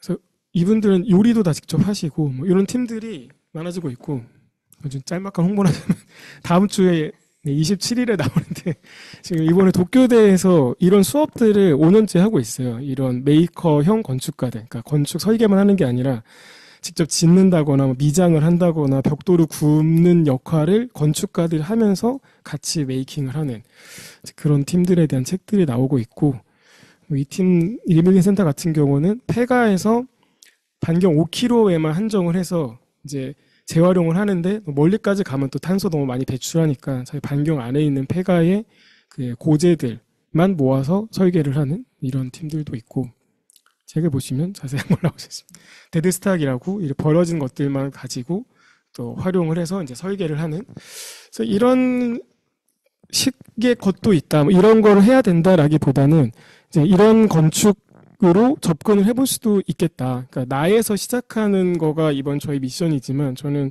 우리 동네, 여러분의 동네와 동네에 있는 자원들과 동네에 있는 사람들의 니즈, 그래서 조사라고 하는 게 저는 꼭 리서치에서 사람들을 많이 만나봤으면 좋겠어요.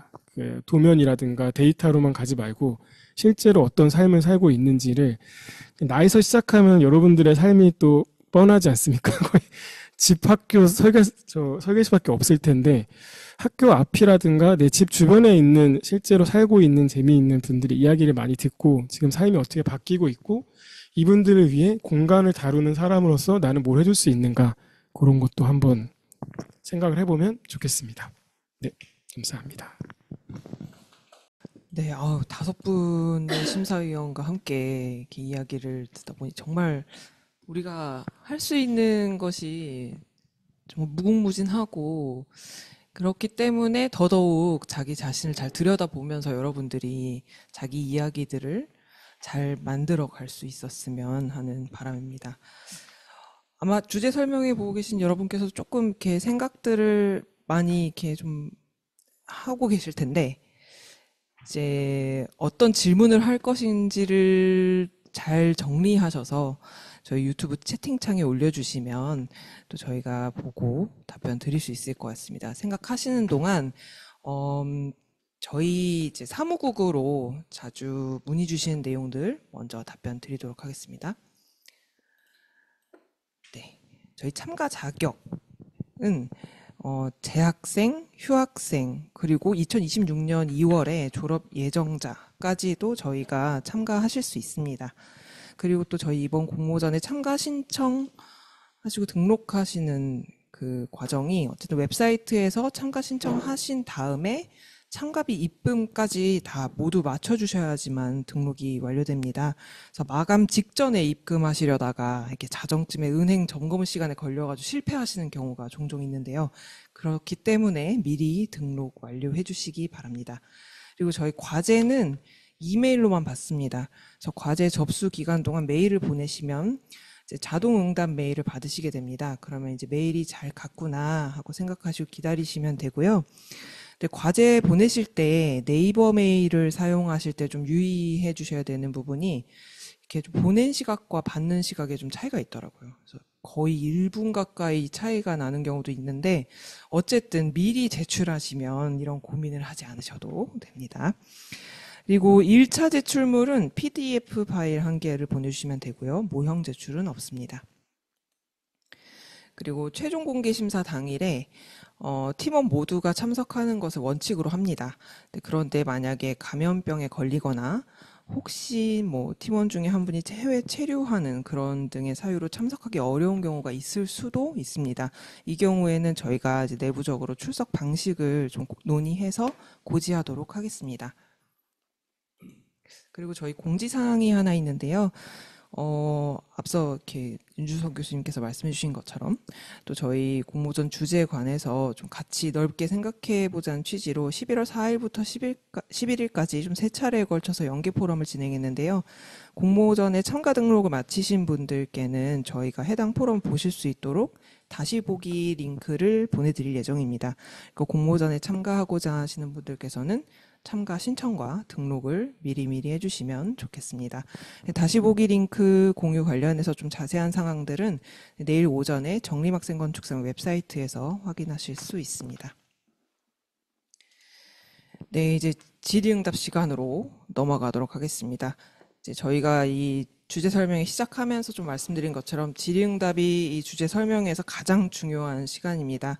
심사위원분들과 직접 이야기 나눌 수 있는 처음이자 마지막 기회니까 잘 활용하시기 바랍니다. 먼저 사전 질문 보내주신 것들부터 답변 드리도록 하겠습니다.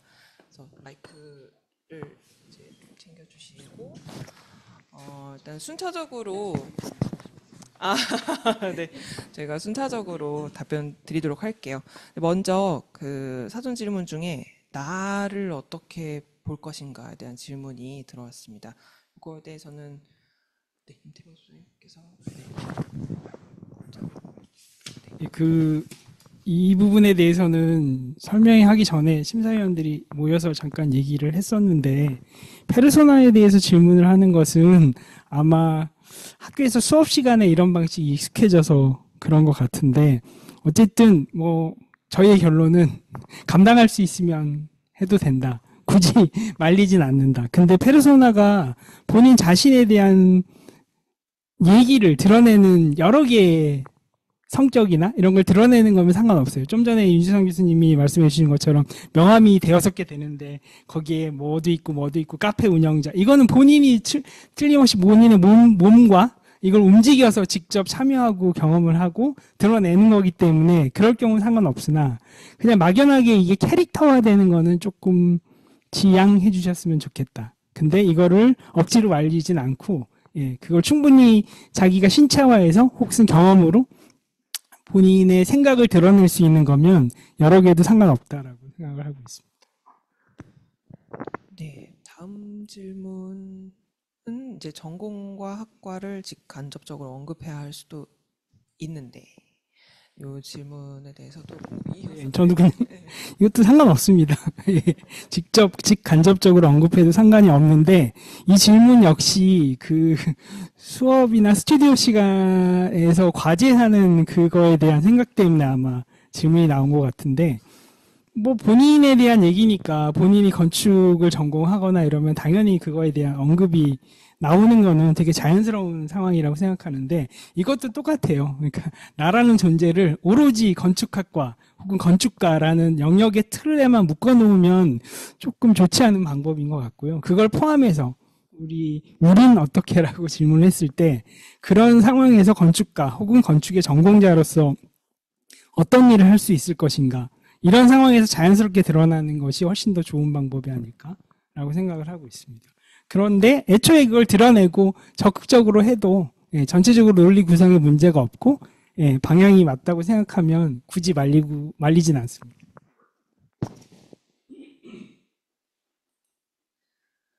네, 다음으로 들어온 질문들은 약간 과제 지향점에 대해서 물어보시는 내용들이에요. 혹시 요거 답변 그 3번 질문에 대해서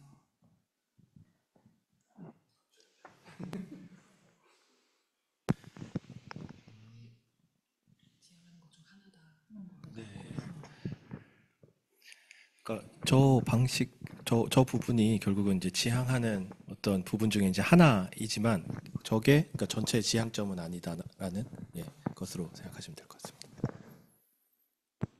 그 다음 질문 프로젝트 구체성에 대해서는 윤주성 교수님께서 답변. 과하지 않은 선의 최대치에서 뭐 구조물의 재료 공급 그리고 운영 비용 이런 거는 저는 잘만 하면 재밌을 것 같아요. 잘 하시면 그러니까 이거를 뭐 뭐 적산하듯이 이렇게 한다기보다 이렇게 실현 가능하고 혹은 재료가 이렇게 재미있는 재료를 쓸 수도 있겠구나. 혹은 이런 식으로 설계를 했을 때 운영 비용이 좀 감소할 수 있으면 그 비용으로 다른 걸 더 할 수 있겠구나. 뭐 이런 식으로 가면 너무 재밌을 것 같고요. 근데 정책과 연계 가능성에 대해서는 지금 저희 그 공모전 주제 자체가 이제 아까 임태용 소장님 주제문에서도 말씀을 해주셨지만 법의 테두리를 너무 이렇게 빡빡하게 가지 말자라는 전제가 있기 때문에 정책과 연계 가능성 같은 경우는 너무 크게 고민하지 않아도 될까 정도 생각이 듭니다. 네. 네, 다음 사전 질문 가장 많았던 질문 중에 이제 대상지 선정이 있습니다. 요거는 한 번에 이렇게 답변해 주실 수 있을 것 같은데. 네.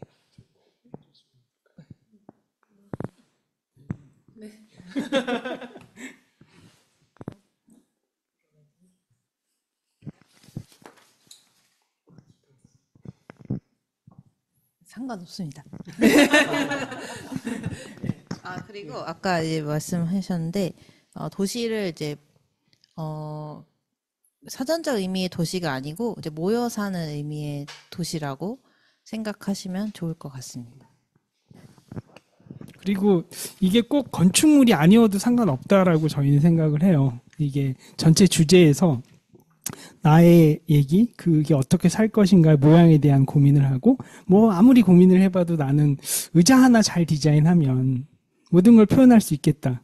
그렇게 될 수 있을지 모르겠으나 어쨌든 그렇다고 하면 그게 굳이 건축물이 아니어도 되고, 그 의자는 특정 사이트가 아니라 여러 군데로 옮겨둘 수 있잖아요. 근데 그 의자가 옮겨 다니는 것이 나의 생각의 핵심이다 싶으면 그렇게 해도 상관없죠. 그러면 특정 사이트가 정해진 게 아니라 여러 군데 사이트가 될 수도 있는 거죠. 예, 그러니까 이거는 다 열려 있는 상황이라고 생각하시면 될 것 같고, 중요한 건 아까 소장님 말씀해 주신 대로 도시라는 게 사전적인 의미로 무슨 그때 중소도시 포럼에서도 그 얘기 나왔거든요. 뭐 상주는 시냐 구냐 이런 행정적인 의미가 아니라 사람들이 모여 사는 장소라는 의미로 받아들이면 좋을 것 같아요. 네, 그 다음으로 저희 이제 제출물에 관련된 질문이 나왔습니다. AI 이미지 사용 가능 여부에 대해서 질문해 주셨는데요.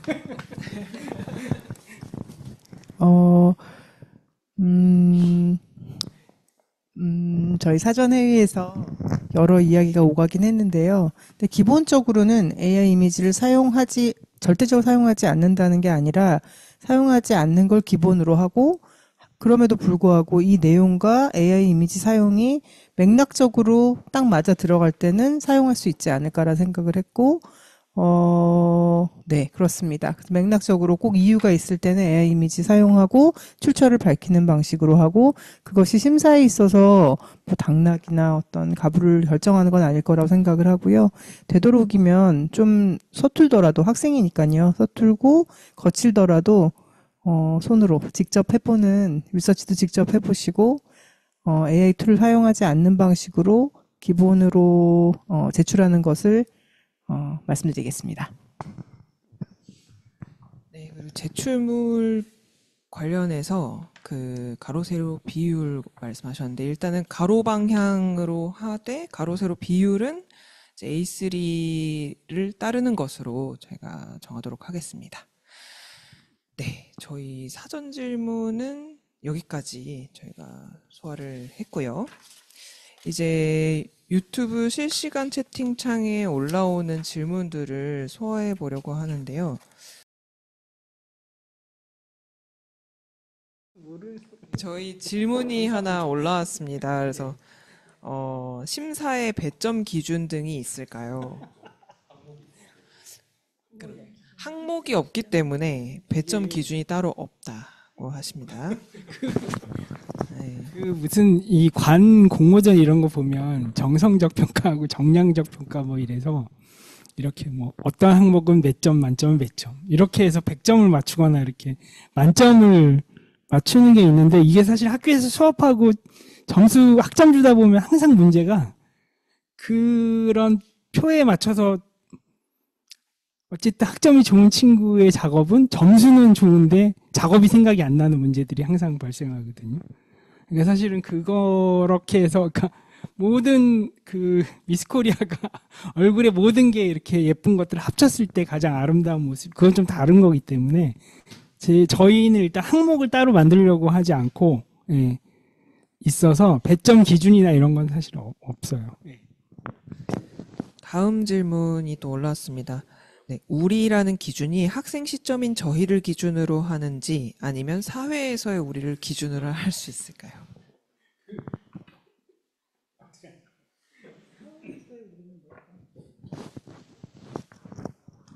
두 개 다 상관없지 않을까요? 어차피 판타지라고 건축은 지금 현재 있는 걸 재현하는 게 아니라 상상을 해서 만들고 싶은 모양, 바람직한 것들을 제안하는 거기 때문에 우리라는 게 지금 나의 모습, 학생의 모습도 괜찮고요. 5년 후, 10년 후에 그걸 판타지로 가정을 하고 그때가 내가 어떻게 살고 싶은지를 제안해도 예, 상관없다고 생각합니다.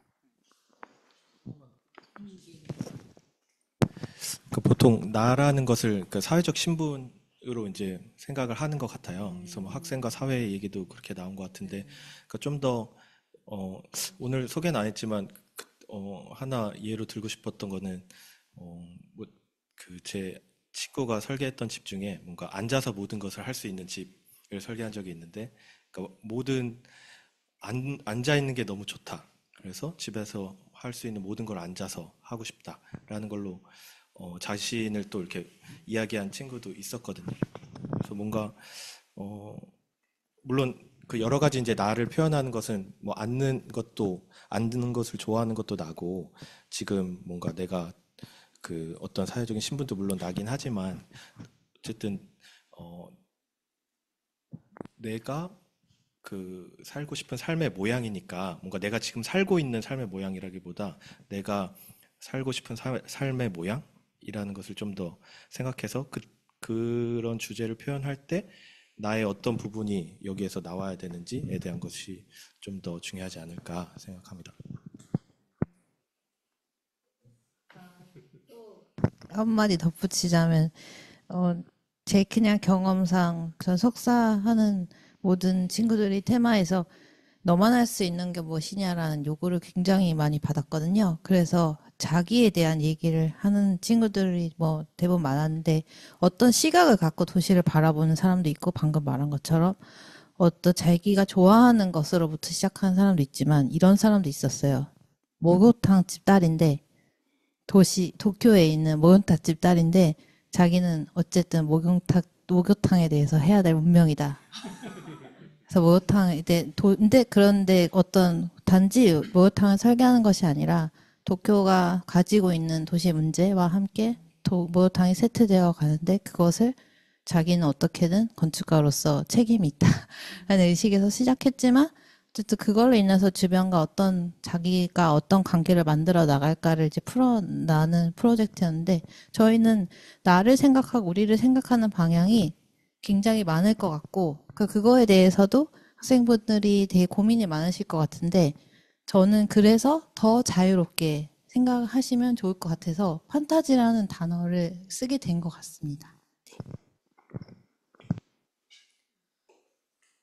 다음 질문이 또 있습니다. 저희 이전 정리 공모전, 그러니까 24년도 공모전을 말씀하시는 것 같아요. 리서치를 따로 정리하고 공유될 수 있는 리스트 형식으로 정리했던 것 같은 기억이 나는데, 이번에도 그렇게 되어야 할까요? 리서치가 중요한 내용이 될 것 같아서 여쭤봅니다. 라고 하셨는데, 근데 이때는 저희가 그 리서치 목록을 아예 제출하시도록 그 형식을 만들어서 드렸었어요.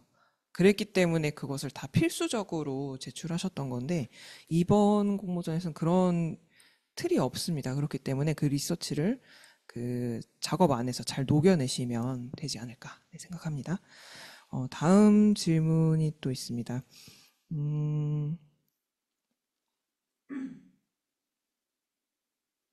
그러니까 5분의 심사위원분들께서 말씀해 주신 다양한 주제들이 있고, 그 전에 기본적으로 우리가 공유하고 있는 통용된 주제가 있는 것으로 인지하고 있습니다. 그래서 그 주제를 기본으로 하고 오늘 말씀해 주신 다양한 이야기나 사례는 이러한 방향성도 있다라는 예시로 인지하면 될까요? 그렇습니다. 당연히 그렇습니다. 네네. 그리고 다음, 네. 그때 처음에 초기에 이제 저희가 얘기를 했을 때 이게 보통 공모전에 참여하면 심사위원들의 성향과 이 작업을 분석하고 거기에 맞춰서 내려고 하는데 전혀 그럴 필요가 없다라는 말씀을 반드시 드리고 싶습니다.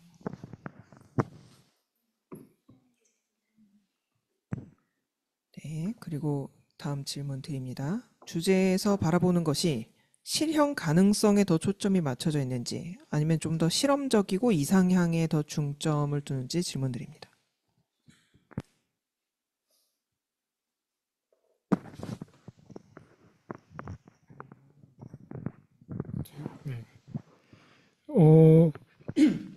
아마 양쪽 어디든 본인이 잘하는 부분을 찍어서 하시면 저는 좋을 것 같고요. 이제 실험적이고 이상적인 부분 모르겠어요. 각자 심사분들 취향이 다르실 것 같은데, 네, 오늘 그 5분의 발표를 듣고 유추가 되지 않을까 싶긴 하지만, 실험 가능성, 실험적인 부분, 보통 공모전 심사를 해보면은 이런 말을 하지 않아도 양쪽 다 나옵니다. 굉장히 많은 확률로. 네, 그래서 본인이 잘하는 방향으로 하시면 좋을 것 같아요.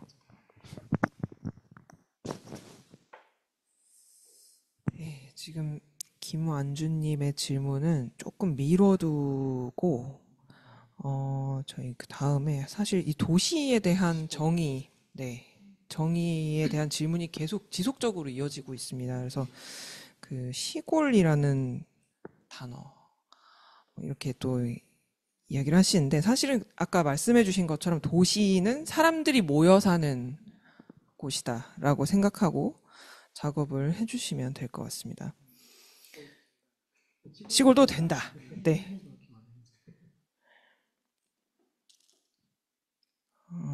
네. 이숨님께도 답변이 되었을 거라고 생각합니다. 그리고 제출문에 필수적으로 들어가야 하는 양식이 있을까요? 예를 들어 도면, 다이어그램, 사이트 분석, 리서치, 레퍼런스, 렌더링 등. 어떤 형식적인 것을 물으시는데 네, 없다고 하시네요. 없나요? 있지 않을까요? 있지 않을까요? 답변해 주시면 되는 것 같은데. 그냥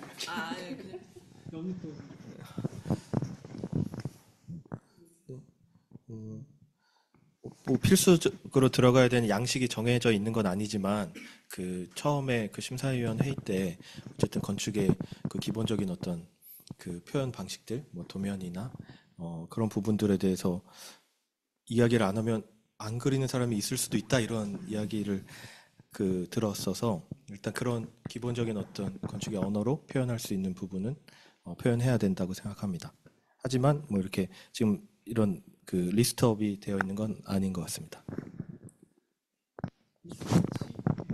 그리고 리서치를 저희가 계속 얘기했듯이 그 리서치의 결과나 의도 같은 것들이 최종 결과물에 반영이 되는 거는 필수인 것 같고요. 그 정도인 것 같아요. 그리고 저희가 또 했던 얘기는 근사하게 막 투시도 이렇게 멋지게 이렇게 그리는 것보다는 장면이 보였으면 어떤 사람들이 어떻게 그걸 쓰고 있고 이 본인이 생각한 이런 디자인들이 어떻게 작동하고 있는지 그 장면을 조금 더 보여주는 쪽을 원한다 이런 얘기는 했었습니다. 네, 김완주님 질문을 지금 답변 드리면 어떨까 싶은데요. 감속사회와 가속사회 그 불변의 법칙에 있어서 앞으로의 건축가들은 어떤 액션을 취해야 하는지 궁금합니다. 심사위원들의 고견을 듣고 싶다고 하시는데요. 이거 약간 학생 입장보다는 약간 건축가 입장에서 좀 뭔가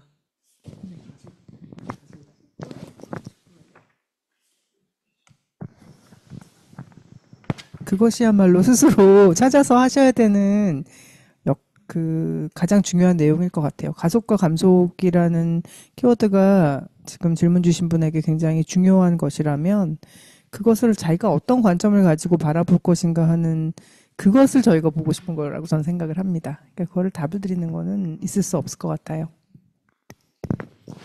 지금 윤주성 교수님께 질문이 들어와 있습니다. 네. 이거는 제가 그 주제문 그 크기나 화려함이 건축에서 더 이상 최우선 순위가 아니라고 했는데 개인적으로 크기에서 주는 압도감과 경험이 있다라고 생각을 합니다. 우리가 살아가는 환경을 제시할 때 공간이 커질 수밖에 없다고 생각을 하는데 제가 말하는 크기의 건물이 한 건물에 대한 크기인지 어떤 여러 공간이 이루어진 공간의 크기인지 궁금합니다. 라는 질문을 해주셨고요. 네. 85%는 크기가 있으실 것 같고요. 아니, 뭐, 좀 더 구체적으로 말씀, 제가 주제문 그 글을 쓸 때, 이제 첫 문단을 쓴 게, 우리라는 거가 어디까지인가, 그냥 우리가 흔히 그냥 우리라고 말을 하는데, 이제 이 공모전 자체가 개인에게서 시작을 한다고 하면은, 나에게 우리의 범위는 어디까지이냐. 뭐 예전에는 우리가 민족일 때도 있었고, 어떤 종교 집단일 때도 있었고, 혹은 뭐, 나랑 누구였죠? 저희 포럼 첫 번째 그 주자처럼 둘이 사시는 또 분들도 있고, 이제 그 범위가 어디인지를 본문이 감각해 보는 게 저는 출발점이라고 생각을 합니다.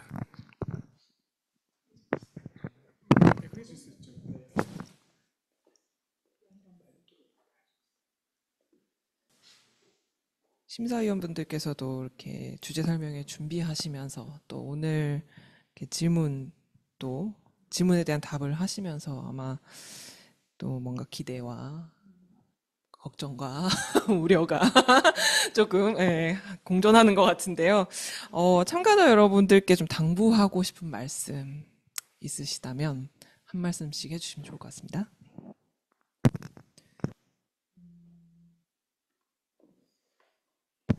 제가 생각을 좀 해봤는데요. 제가 대학생이었을 때 어땠을까?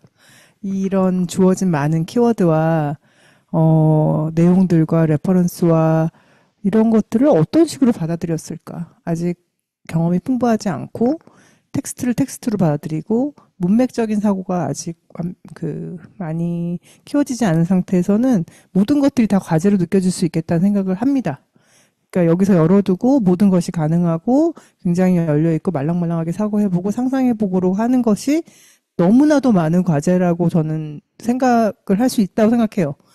실제 제가 생각하는 건 굉장히 간단하게 작은 거로부터 시작되지만 그러려면 어쨌든 경험들이 풍부해야만 그런 사고를 할 수 있을 거니까 가지고 그 질문을 많이 못 하시는 것처럼 굉장히 두려울 거라는 생각도 들긴 들어요. 그래서 제가 주제글에 썼던 것처럼 나와 내 주변을 잘 살펴보는 거. 나는 뭐 생활이 단순하다 하더라도 내가 생활이 단순한 와중에서도 가장 어떤 감각적으로 혹시 안전하다? 뭐 이럴 때 내가 어떤 위협감으로부터 조금 덜 두려움을 느낀다라는 것이 함께 먹는 거에 있는 건지 아니면 함께 뭐 식물을 갖고 보는 거에 있는 건지 아니면 내가 동물을 만질 때 있는 건지 굉장히 사소한 거로부터 시작을 해서 그것이 그 감각하는 것들이 어떤 식으로 공간화되고 그리고 그것이 여러 사람과 같이 공유될 때 장소가 되고 그리고 그것이 그 다음의 형태가 되지 않을까라는 생각을 해요. 그래서 너무 두려워하지 마시고 굉장히 작은 감각으로부터 시작해도 괜찮다라는 생각을 합니다. 일단 내가 가장 중요하게 생각하는 게 뭘까? 옷이 될 수도 있을 거고요. 무엇일까? 일단 한번 생각을 해보면 어떨까?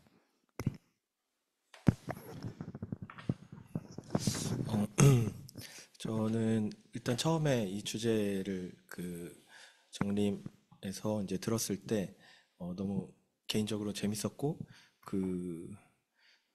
또 디자이너다 보니까 이거를 주제문을 쓴다기보다 내가 무엇을 설계하고 싶은지 디자인하고 싶은지를 계속 생각하게 되는 것 같아요.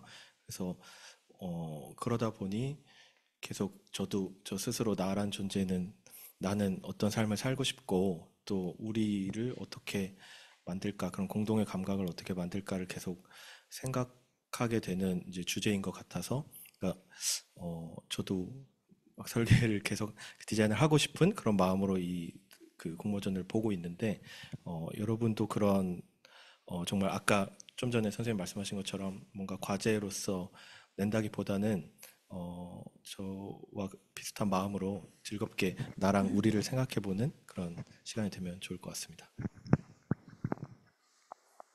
제 은사님이 저한테 해주신 말 중에 그 강연할 때 나라는 이제 우리는 이제 정림이 지금 노란색 건물인데 노란색 건물 안에 있냐 건축 안에 있냐 어떤 게 문법적으로 맞냐 그 차이가 건축과에서 배울 것이다 라고 말씀을 하셨거든요. 그래서 그 추상적인 어떤 그 차이를 학생 때 많이 배우는 게 중요하고 당연히 이제 건축가로서도 항상 어떤 건축을 설계할 때 그런 생각을 많이 하게 되는데요. 저는 무엇에서부터 출발하고 어떤 결과물을 만들고 그것보다는 건축적 사고가 무엇인지를 보여주는 그런 안들이 많았으면 좋겠다고 생각합니다. 네, 어려우시겠지만 네, 정말 어렵죠. 자기로부터 얘기하는 건 정말 어려운 것 같아요. 근데 그냥 나는 꽃이 좋아, 나는 뭐가 좋아 라고 출발을 했어도 그것을 정말 열심히 캐봐서 이걸로 내가 어떤 건축적 사고를 표현할 수 있겠다라는 것에 도달하시기를 바라겠습니다.